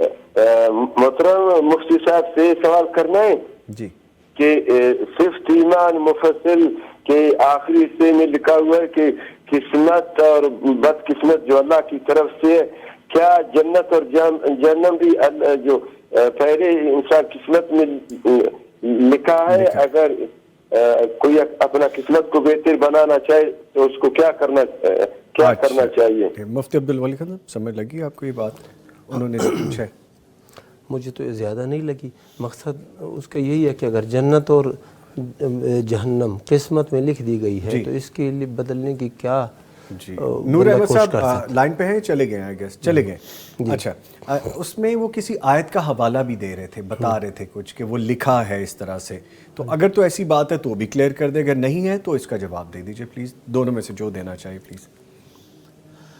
جنت اللہ رب العزت نے وعدہ کیا ہے اس کے کہ میں تمہیں بھروں گا, اور جہنم کے ساتھ بھی وعدہ ہے کہ تمہیں بھی میں بھروں گا. اور حدیث میں آتا ہے کہ جنت بھی جگہ اتنی وسیع جنت اللہ نے بنائی ہے کہ بچ جائے گی. اس کے لیے اللہ تعالیٰ مزید لوگوں کو پیدا کر کے جنت میں داخل کریں گے. اور جہنم تو پھر مانگے گی, حل من مزید, حل من مزید, حل من مزید, اور لاؤ اور لاؤ اور لاؤ, مانگتی رہے گی. جتنے بھی جہنمی ان میں ڈالے جائیں گے وہ اور مانگے گی, حتیٰ کہ اللہ رب العزت اپنا قدم مبارک اس میں رکھیں گے تو پھر وہ کہے گی قط قط قط, کیا بس میری اب بس. تو لیکن اب ہمیں کیا کرنا ہے؟ جنتی بھی لکھے ہوئے ہیں, جہنمی بھی لکھے ہوئے ہیں, لیکن یہ اللہ کا راز ہے جو اس نے کسی کو نہیں بتایا ہے. ہمیں حکم ہے کہ تم عمل کرو, اما شاکرا و اما کفورا. ہمارے پاس دونوں آپشن ہیں کہ اللہ کا شکر گزار بن کر, اللہ کا فرما بردار بن کر جنت لے لو, یا ناشکری کر کے, کفر کر کے, بغض رکھ کے اور نفاق کر کے جنت میں چلے جاؤ. تو اللہ تعالیٰ نے ہمیں پورے حواس دیے ہیں, قوت دی ہے, سمجھنے کی طاقت دی ہے, سمجھانے کے لیے انبیاء بھیجے ہیں, قرآن مجید کتاب بھیجی ہے. سارے وسائل دینے کے بعد مطالبہ ہے کہ یہ دو راہیں ہیں, ایک جنت کو جا رہی ہے, ایک جہنم کو جا رہی ہے, جس پر مرضی چل لو. اس لیے کوئی بندہ یہ نہیں کہہ سکتا کہ میری تو قسمت میں یہ لکھا ہوا تھا. بھئی قسمت میں جو اللہ نے لکھا ہے وہ تو اینڈ پر جا کر پتہ چلے گا نا کہ کیا لکھا ہوا تھا. ابھی ہمیں عمل کی کوشش کرنی چاہیے اور عمل کرنے کا حکم ہے. اور صرف یہ نہیں کہ جنت اور جہنم یہ قسمت میں لکھ دی گئی ہے, یہ رزق روزی جو ہے وہ بھی قسمت میں لکھ دی گئی ہے. لیکن کوئی بھی یہ نہیں کہتا کہ میری قسمت میں جو لکھا ہوگا وہ مجھے مل جائے گا. صبح سویرے اٹھتا ہے, کام نکلتا ہے, کوشش, جیسا آپ اور میں ہیں, ہم سب ہمارے ٹیم ممبرز ہیں, ہم سب نکلے ہوئے ہیں اپنی اپنی اس روزی روٹی کو اکٹھا کرنے. ٹھیک ہے, کالر ہے ان کی جانب بڑھتے ہیں. السلام علیکم. وعلیکم السلام. سحر صاحبہ لاہور سے, شکریہ کال کرنے کا. کیا سوال ہے آپ کا؟ کیا حال نظام بھائی؟ میں ٹھیک ہوں بیٹا. اچھا, آپ سے سوال یہ تھا کہ واش روم میں کیا تھوک پھینکنا منع ہے؟ ہم واش روم جائیں تو ہاں جی, واش روم میں تھوک نہیں پھینک سکتے. اور اس کے علاوہ یہ ہے کہ رات کو جو کھانے کے برتن ہیں ان کو دھو کے لازمی سونا چاہیے. اگر نہیں دھوئیں گے تو کیا وہ بد دعا کریں گے ہمارے لیے؟ اچھا ٹھیک ہے, چلیں شکریہ آپ نے کال کی, میں جواب دیتا ہوں. واش روم میں سپٹ آؤٹ کرنا تھوکنا منع ہے؟ تو پھر کہاں تھوکے؟ میں خود یہ سوچ رہا ہوں کیسے لوگوں کو اس طرح کی باتیں پھیلانے کا موقع واش روم تو ہے ہی ان ضروریات کے لیے. آپ نے بیسن لگایا ہے, آپ نے کموڈ لگایا, تو یہ ضروریات پوری کرنے کے لیے ہی تو وہ ہے. سارا سسٹم الگ سے بنایا ہے. تو اگر وہاں پر بھی جا کر یہ چیزیں نہیں کرنی تو پھر کہاں کریں گے بھائی؟ بچی پریشان ہے, پتہ نہیں کہاں سے پڑھ لیا ہوگا. یہ نہیں پڑھ لی ہے, ہمارے معاشرے میں عجیب و غریب قسم کی باتیں لوگ پھیلا دیتے ہیں. مثلا یہ بھی باتوں میں سے بات ہے کہ واش روم کے اندر جو آپ نے الماری بنائی ہوئی ہے کپڑوں کے لیے, وہ بنائیں گے تو شیاطین چمٹ جائیں گے. سر کیا کہہ رہے ہیں آپ؟ واش روم میں جو واش روم کے اندر جو آپ نے الماری وارڈروب بنائی ہوئی ہے, کپڑے رکھے ہوئے ہیں, ٹاول رکھے ہوئے ہیں, اگر آپ نے اس میں کپڑے لٹکائے یا رکھے تو جن چمٹ جائیں گے آپ کو. ایسا ہے یعنی ایسے بےہودہ بات ہے. تو یہ سارے توہمات ہیں, رنگ برنگی باتیں اپنے پاس سے پھیلائی ہوئی ہیں. ٹھیک ہے, اور ان سے بچنا چاہیے. اور برتن بد دعا کرتے ہیں رات کو اگر گندے رکھ دیں. برتن کو صفائی تو اللہ کے نبی صلی اللہ علیہ وسلم کا دین ہمیں صفائی سکھاتا ہے. جی, گندے نہیں رکھنے چاہیے, لیکن ایسی کوئی روایت میرے علم کا, صاحب آپ کے علم میں, میرے علم میں کوئی ایسی روایت نہیں ہے کہ بڑی بات دعا دینے لگے. ہمارے گھروں میں بھی یہ ہوتا ہے کہ رات کو کچھ برتن اگر اکٹھے ہیں تو میڈ صبح آتی ہیں, وہ اپنے اپنے کام کر کے چلی جاتی ہیں.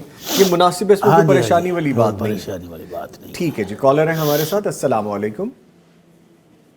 وعلیکم السلام سر، شہزاد بات کر رہا ہوں. شہزاد علی صاحب سکھر سے کال کر رہے ہیں، شکریہ کال کرنے کے لیے. کیا سوال ہے آپ کا شہزاد صاحب؟ سر میرا یہ سوال ہے کہ جب انسان غسل کرتا ہے تو اسے نماز کے لیے کیا وضو کرنا لازمی ہے؟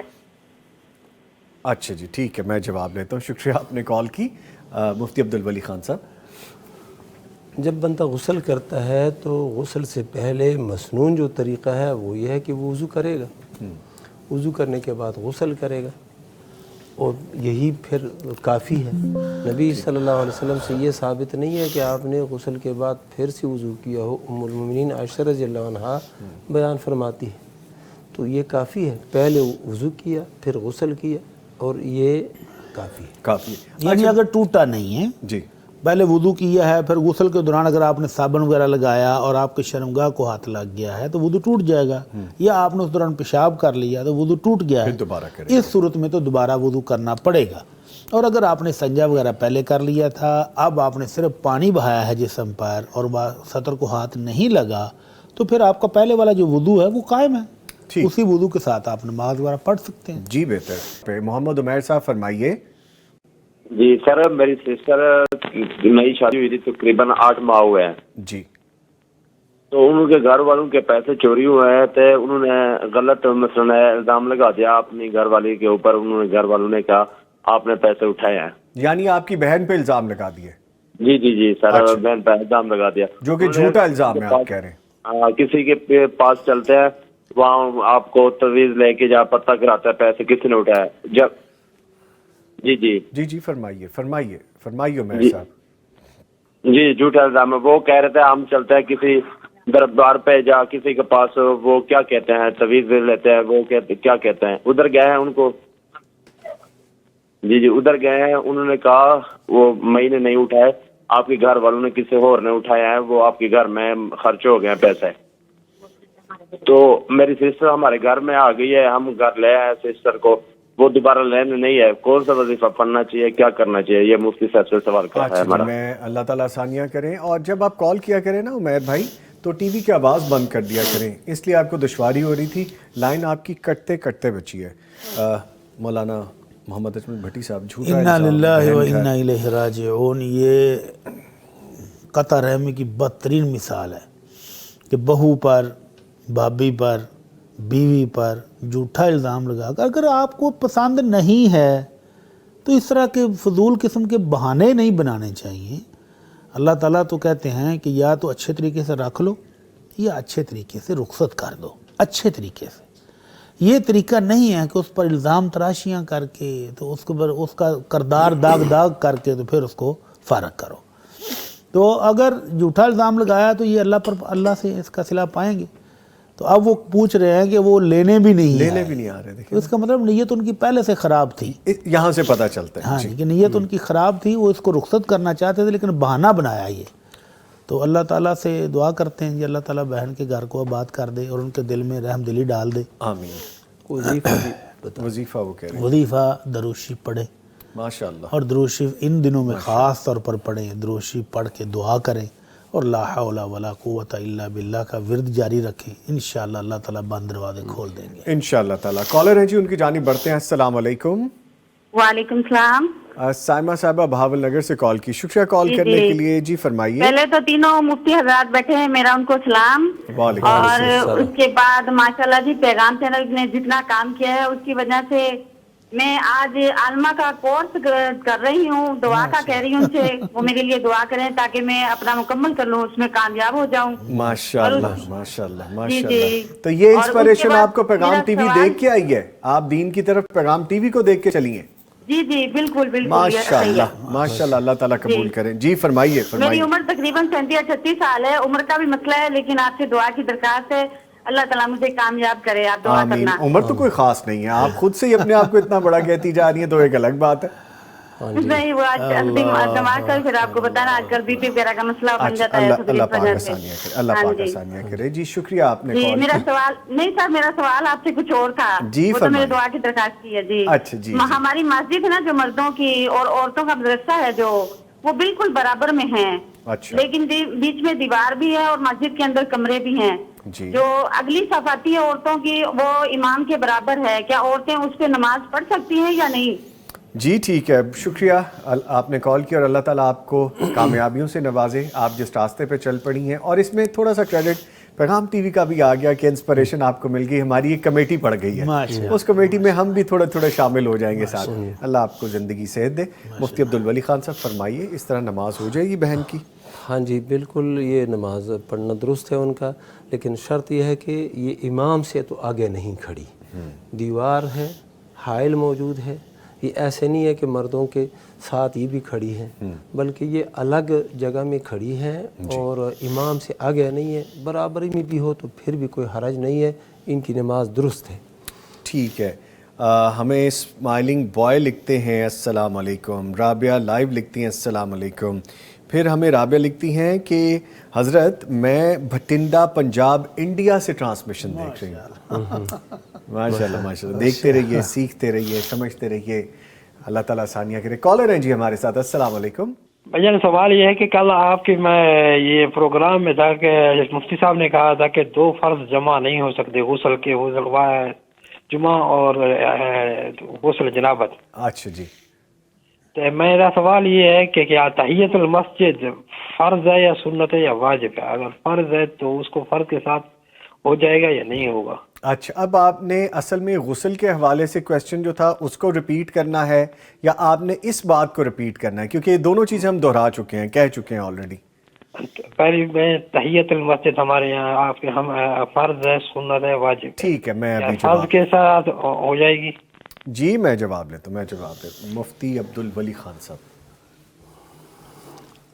یہ ہمارے اس مفتی صاحب نے تو یہی بات بیان فرمائی تھی کہ غسل جمعہ اور غسل جنابت دونوں کو جمع نہیں کیا جا سکتا. یہ ان کی رائے تھی، ان کا قول تھا. جبکہ جمہور اہل علم بلکہ تمام اہل علم وہ یہی کہتے ہیں کہ غسل جمعہ اور غسل جنابت دونوں کو یکجا کیا جا سکتا ہے، ایک نیت سے دونوں ادا ہو سکتے ہیں. جی. اور تحیت المسجد جو ہے یہ بھی جمہور اہل علم کے نزدیک یہ واجب نہیں ہے، کیونکہ اللہ سبحانہ و تعالیٰ نے اپنے نبی صلی اللہ علیہ وسلم کے ذریعے بتا دیا ہے کہ 5 نمازیں دن رات میں فرض کر دی گئی ہیں، تو یہ ان میں شامل نہیں ہے. البتہ اس کی بہت تاکید ہے، بہت زیادہ اس پر زور دیا گیا ہے. جب بندہ مسجد میں آ جائے اور اس کے پاس وقت ہے تو بیٹھنے سے قبل وہ 2 رکعت پڑھے، لیکن اگر وہ آ گیا ہے تو بیٹھنے کا موقع ہی نہیں ملا اور فرض نماز شروع ہو گئی ہے، اب اس کی ضرورت نہیں ہے تحیت المسجد کی، اب فرض ہی پڑے گا. ٹھیک ہے مفتی صاحب. وہ اگر 2 سنتے پڑھنا چاہتا ہے جی زور سے پہلے والی، اور سنتے شروع کر دی ہیں تو تحیت المسجد اس ساتھ ہی شامل کر لے تو بھی ہو جائے گی. تحیت الوضو بھی شامل ہے. تحیت الوضو بھی تینوں 2 رکعتیں پڑھے اور تینوں کی نیت کر لے، تینوں ہو جائے. ہم نے بڑی ڈیٹیل میں اس پہ بات کی تھی. ٹھیک ہے جی. ٹرانسمیشن جاری ہے لیکن ایک وقفہ ہے، اس کے بعد دوبارہ حاضر ہوں گے. ہمارے ساتھ رہیے گا. ہمارے ساتھ موجود ہیں مفتی عبدالولی خان صاحب اور ڈاکٹر مفتی مولانا محمد اجمل بھٹی صاحب. آپ کے سوالات کالز کی صورت میں بھی آ رہے ہیں اور لائیو لنک میں سے بھی کچھ سوالات شامل کرتے ہیں. افتخار مروت لکھتے ہیں السلام علیکم. وعلیکم السلام. تنویر شیخ صاحب لکھتے ہیں نوید بھائی السلام علیکم. وعلیکم السلام. سر آپ اپنے چینل کی آواز ٹھیک کروائیں، مہربانی ہوگی. اگر تو آپ کہہ رہے ہیں یوٹیوب پہ، تو یوٹیوب پہ فریکوینسی دوبارہ سیٹ کروا لیں. فریکوینسی اس پہ تو نہیں ہو سکتی، آپ اس کو دوبارہ ٹیون کر کے دیکھیں. جو آپ اگر کیبل نیٹ ورک کی بات کریں تو کیبل نیٹ ورک پرووائڈر سے کہیے وہ ریفریش کر دے فریکوینسی کو، تو انشاءاللہ ٹھیک ہو جائے گا. امید ہے اگر اس کے بعد بھی نہیں ہوتا تو پھر یہ دیکھنا پڑے گا. اچھا، نورین لکھتی ہیں سر انشورنس کروانا کیسا ہے؟ کیا ایسی رقم حلال ہے یا حرام؟ مفتی صاحب.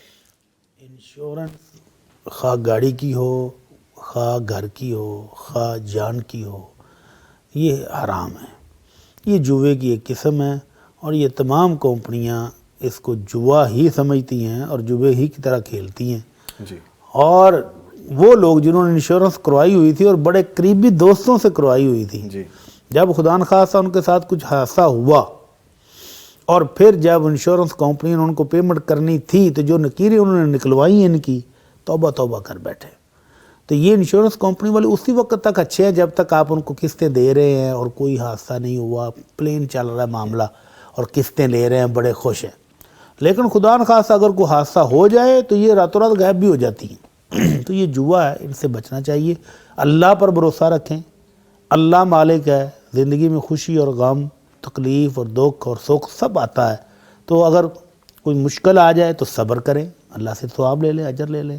اور اگر اللہ نعمتوں سے نواز رہا ہو تو شکر کر کے اللہ سے اجر و ثواب لے لیں, اور ان انشورنس کمپنیوں کے دھوکے میں نہ آئیں. ٹھیک, کالر ہے ہمارے ساتھ. السلام علیکم.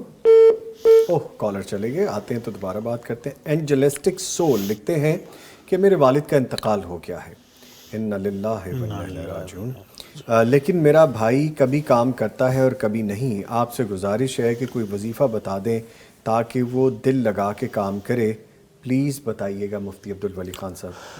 استغفر اللہ ربی. اس کو ذمہ داری کا احساس دلایا جائے جی کہ والد صاحب وفات پا چکے ہیں, اب آپ کی ذمہ داری ہے تو کام کریں اور دل لگا کے کریں. باقی ان کے لیے دعائیں جو ہے نا, ان کے اقارب جو ہیں, بہن ہے, ماں ہے, دیگر لوگ ہیں, وہ دعا مانگے. یہ سب سے بہتر وظیفہ جو ہے وہ یہ ہے کہ ماں جو والدہ صاحبہ ہے, بہنیں ہیں, دیگر جو اقارب ہیں, وہ کہیں یا اللہ اس کو ٹھیک کر دے, اس کو کاروبار میں اس کا دل لگائے. دعا سے انشاءاللہ مسئلہ حل ہوگا. ٹھیک ہے. آگے پوچھا کہ اچھا منا آئی ڈی جو لکھ رہی ہیں آپ خواب کے حوالے سے, خوابوں کا سیگمنٹ ہی یہ نہیں ہے اور اس کا باقاعدہ ڈیکورم ہے. آپ کو پتہ ہے وہاں پہ آپ سینڈ کریں گے جو نمبر ہم بتایا کرتے ہیں, وہاں پہ ڈیٹیلز شیئر ہوں گی. کیو میں جب باری آئے گی تو خواب کی تعبیر بتا سکیں گے, یا انلیس اور انٹل جب یزبانی صاحب یہاں پہ موجود ہوں اور ان سے ہم باقاعدہ پوچھ لیں کہ جی لائیو خوابوں کی تعبیر کے حوالے سے ہم سیشن رکھ سکتے ہیں. اگر وہ کہیں گے تو پھر ڈیفینیٹلی, کیونکہ ان کا کمفرٹ زون اسی طرح سے ڈیولپ ہوتا ہے کہ اس خواب کے حوالے سے تعبیر کے جو پروٹوکول ہے اس کو فالو کریں گے, پھر اس کے بعد تعبیر بتا سکتے ہیں. اس لیے خوابوں کی تعبیر یہاں لکھنا کارآمد نہیں ہوگا. اچھا, مبشر شہزادہ لکھتے ہیں کہ رمضان مبارک میں اگر شیاطین قید ہو جاتے ہیں تو پھر انسان گناہ والے کام کیوں کرتا ہے؟ اگر نفس کی وجہ سے ہے تو رات کو برے خواب کیوں آتے ہیں؟ بڑے صاحب فرمائیے اس بارے میں. اس کی وضاحت ہم نے پہلے بھی کی تھی کہ حدیث میں جو آتا ہے کہ شیاطین بند ہو جاتے ہیں, تو اس میں وضاحت بھی ہے کہ مرضۃ الشیاطین, جو شیاطین کے سرکش اور بڑے بڑے ہیرو ہوتے ہیں نا, وہ بند ہوتے ہیں, چھوٹے چھوٹے ستونگڑے کھلے رہتے ہیں. اور پھر شیطان جو ہے وہ انسانوں میں سے بھی ہے, جنوں میں سے بھی ہے. سورہ الناس کے آخر میں اللہ تعالیٰ کہتے ہیں وَمِنَ الْجِنَّةِ وَالنَّاسِ, انسانوں میں سے بھی ہے, جنوں میں سے بھی ہے. اور پھر سب سے بڑی بات کہ انسان برے کام کیوں کرتا ہے, وہ بری محفلیں چھوڑے گا تو چھوڑیں گے نا. بری محفل, برے دوست, بری سنگت نہیں چھوڑے گا تو پھر وہ کام تو ویسے کے ویسے جاری رہیں گے. تو اس لیے پہلے اپنی بری صحبت کو بدلیں, پھر الزام تراشی کریں کہ یہ شیطان باندھتے تو یہ کیوں ہو رہا ہے. ٹھیک ہے, ٹھیک ہے.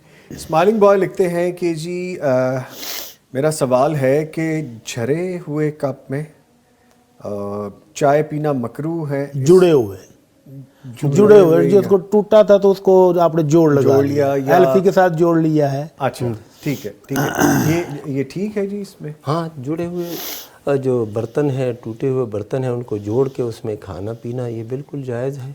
اللہ کے نبی صلی اللہ علیہ وسلم اللہ کے نبی صلی اللہ علیہ وسلم کے گھر میں بھی اس طرح کے برتن ہوتے تھے جو جڑے ہوئے ہوتے تھے, اور شیخ بھٹی صاحب نے بتایا بھی تھا کہ وہ چاندی کے تار سے جوڑ کے اس میں کھانا کھاتے تھے.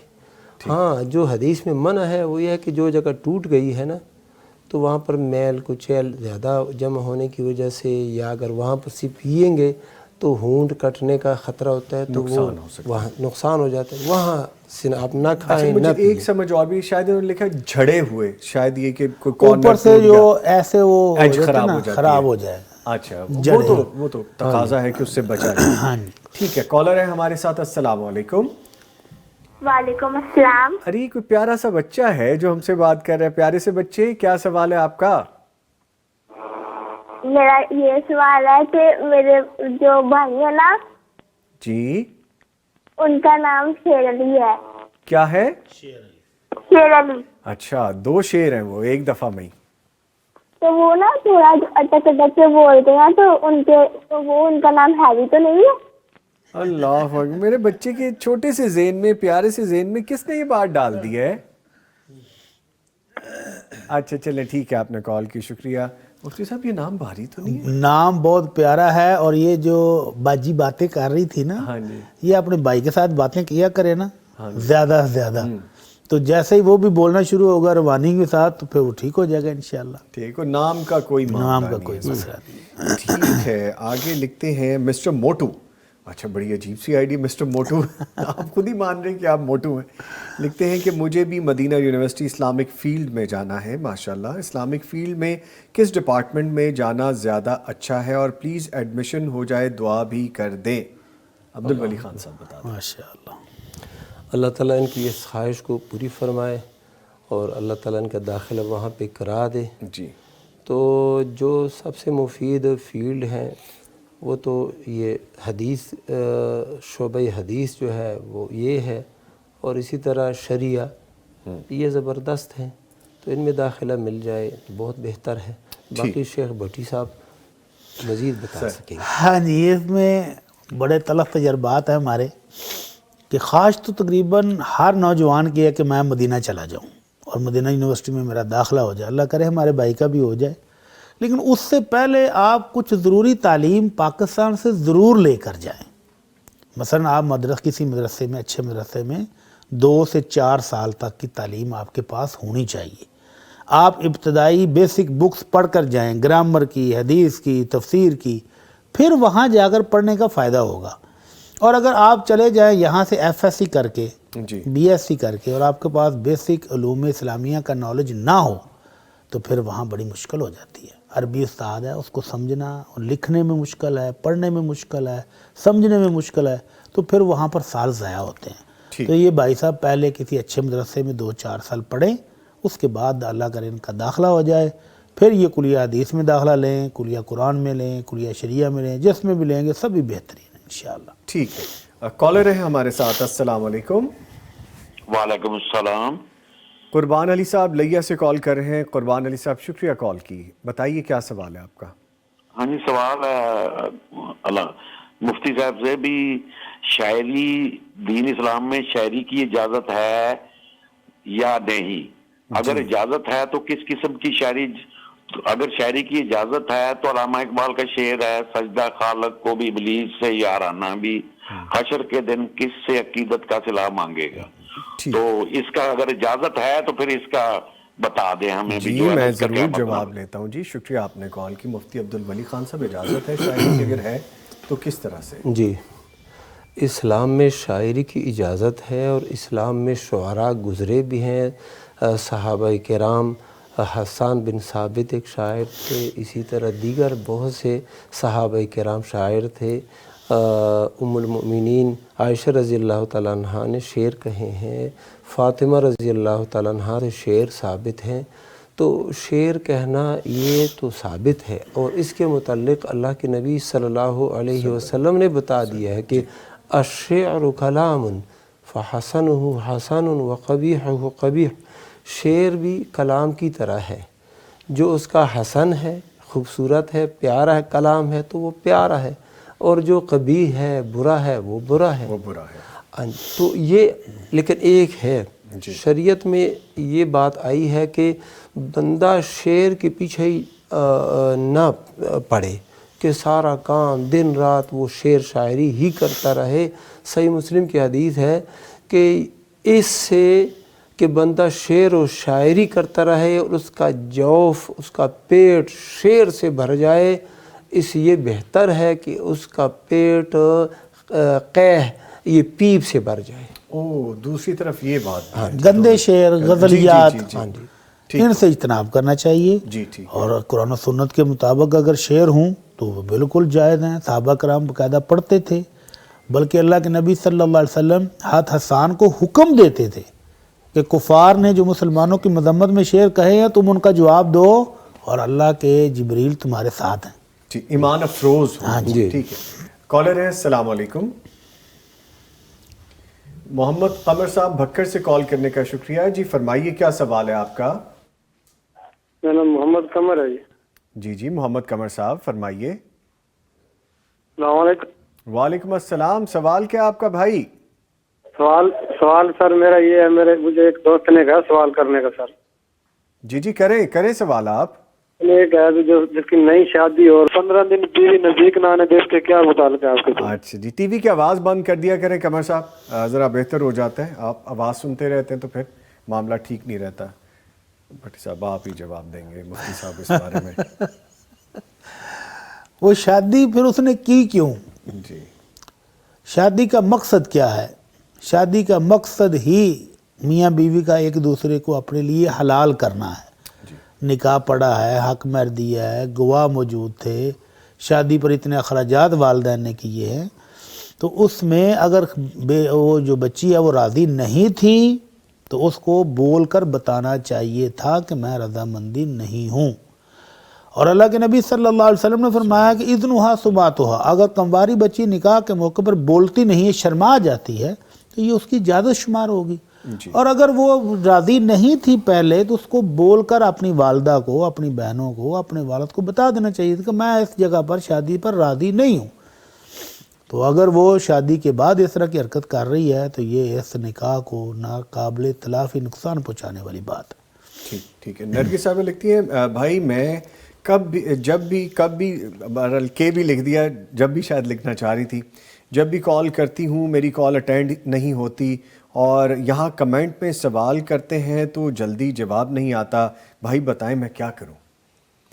मेरे ख्याल में नरगिस साहिबा के 20 सवाल और जवाब तो हम यहाँ पे कर चुके हैं जी। और कॉल की बात रही तो कॉल पे तो जी ऐसे ही है कि एक लंबी क्यू होती है और जिसकी बारी आ जाती है, क्योंकि कॉल में आप वेट करेंगे तो बारी आ जाएगी और अगर नहीं तो रिपीटेडली कॉल करने से ही आप कॉल आपकी मिल सकती है। इसके अलावा और कोई ज़रिया नहीं है। और लाइव कमेंट में भी अभी आप देखिए कि मैंने एक कमेंट छोड़ के आपका कमेंट इसलिए शामिल किया कि कहीं आपकी दिल आज़ारी ना हो, लेकिन आप ये भी देखिए कि जिन साहब का मैंने कमेंट छोड़ा है मैं भी फ़ौरन उनको ऐड करना चाहूँगा, कहीं उनको ये ना लगे कि मैंने स्विच किया। आपके बहुत सारे क्वेश्चंस तो हम डेली यहाँ से ले रहे हैं, सो जब क्यू में बारी आती है तो यहाँ से ही आ सकती है। ये दोनों ही सूरतें हैं जी। इदरीस अहमद साहब लिखते हैं कि जब तरावी शुरू हो जाए तो कुरान मजीद बैठ कर सुन सकते हैं और इमाम जब अल्लाह अकबर कह दे तो साथ मिल सकते हैं। अब्दुल वली खान साहब। हदीस में तो ये आया है कि फलयसना कमायसनाउल इमाम, वैसे ही करो जिस तरह इमाम कर रहा है जी। और इज़ा कब्बर फ़कब्बिर, जब इमाम तकबीर कहे तो तुम तकबीर कहो, यानी जब वो कहे अल्लाह अकबर नमाज शुरू करे तो तुम भी नमाज शुरू करो। ये बैठने वाली जो बात है ये दुरुस्त नहीं है। हाँ, अगर आप बहुत ज़ईफ़ हैं, कमज़ोर हैं और नहीं खड़े हो सकते तो बैठ कर पढ़ें, यानी सफ़ में शामिल हो के वहाँ पर बैठ कर नमाज़ पढ़े। तो ये जो सूरत बताई है कि पीछे बैठ के कुरान देख रहा है और जब वो रुकू में जाने लगा है वहाँ पर फिर शामिल हो रहा है, तो अगर आपने सूरह फातिहा नहीं पढ़ी तो आपकी रकत भी नहीं होगी। बल्कि कुछ नौजवान जो है ना जी, वो सफ़ों के पीछे बैठ के गपशप लगाते रहते हैं और जैसे ही इमाम रुकू में जाता है तो भाग कर आकर रुकू में शामिल हो जाते हैं। तो मुफ्ती साहब ने बता दिया कि आपकी ये रकत ही नहीं हुई जी। चाहे जाके आप कहें कि मैं तरावियाँ पढ़ आया हूँ तो आपको ये रकत दोबारा पढ़नी पड़ेगी। ठीक है। एक चीज़ और भी, लास्ट कॉलर लेने क्विकली एक बात कर दूं, आप इबादत को मजाक मत बताइए। हाँ जी, बिल्कुल सीरियस नोट पे मैं ये बात कर रहा हूँ। ये देखने में आती है बात कि जब आप मस्जिद में तरावी के लिए होते हैं, हुल्लड़बाजी मजाक हो रहा होता है और फिर आप जल्दी जल्दी इस तरह से नमाज अदा करते हैं। और कुछ लोगों को मैंने ये भी देखा है कि पहली रकत में जैसे खड़े होना होता है जानबूझ के बैठ भी जाते हैं, तो बाकी नमाजी जो हैं वो थोड़े परेशान होते हैं कि क्या हुआ ये। एनीवे, आज की इस ट्रांसमिशन के लास्ट कॉलर उनको शामिल कर लेते हैं। अस्सलाम वालेकुम। वालेकुम अस्सलाम। मोहम्मद अकमल साहब भावल नगर से कॉल की। सर जल्दी से सवाल कर लीजिए, क्या सवाल है आपका? क्लोजिंग बिल्कुल सर पे है। जब मैं सुन्नत या फर्ज पढ़ रहा होता हूँ तो अल्हम्दुलिल्लाह पढ़ते हुए मैं तो अल्लाह मियाँ से डायरेक्टली बात कर रहा होता हूँ, तो अल्लाह मियाँ डायरेक्टली उसका जवाब भी दे रहे होते हैं। तो कई दफा ऐसा होता है मैं जल्दी जल्दी पढ़ जाता हूँ तो फिर मुझे सारा तो बड़ा दाल लीन देता हूँ कि ओह मैंने बहुत जल्दी पढ़ दी। तो फिर मैं दोबारा से अल्हम्दुलिल्लाह आस्ता आस्ता पढ़ता हूँ। तो ये मैं गलत करता हूँ या सही करता हूँ? जी ठीक है, शुक्रिया आपने कॉल किया। अभी जवाब लेते हैं मुफ्ती अब्दुल वली खान साहब। ये एहसास जो है ये तो बहुत बेहतर है कि बंदे को जल्दी एहसास हो जाता है कि मैंने नमाज़ पढ़ी और जल्दबाजी में पढ़ ली तो ये दुरुस्त मैंने नहीं किया, تو اپنی سپیڈ کو بھی وہ درست کر لیتے ہیں. یہ بہت اچھی بات ہے. ٹھیک ہے. اس کے ساتھ ہی جی میں اپنے معزز مہمانوں کا شکریہ ادا کروں گا. مفتی عبدالولی خان صاحب آپ تشریف لائے, آپ کا آنے کا شکریہ. اور ڈاکٹر مفتی مولانا محمد اجمل بھٹی صاحب, سر آپ کے بھی آنے کا بہت شکریہ. Thank you very much. لے جی برکتیں سمیٹتے رہیے, دعاؤں میں ہمیں بھی یاد رکھیے. پیغام ٹی وی اور پوری ٹیم کو اجازت دیجیے, اپنا اور اپنے پیاروں کا خیال رکھیے. کل پھر ملاقات ہوگی, تب تک کے لیے اللہ حافظ. یہ مہینہ عالیشان ہے, یہ رحمت کا جہاں ہے, خوشیوں کا سما سمیٹ لا برکات رمضان.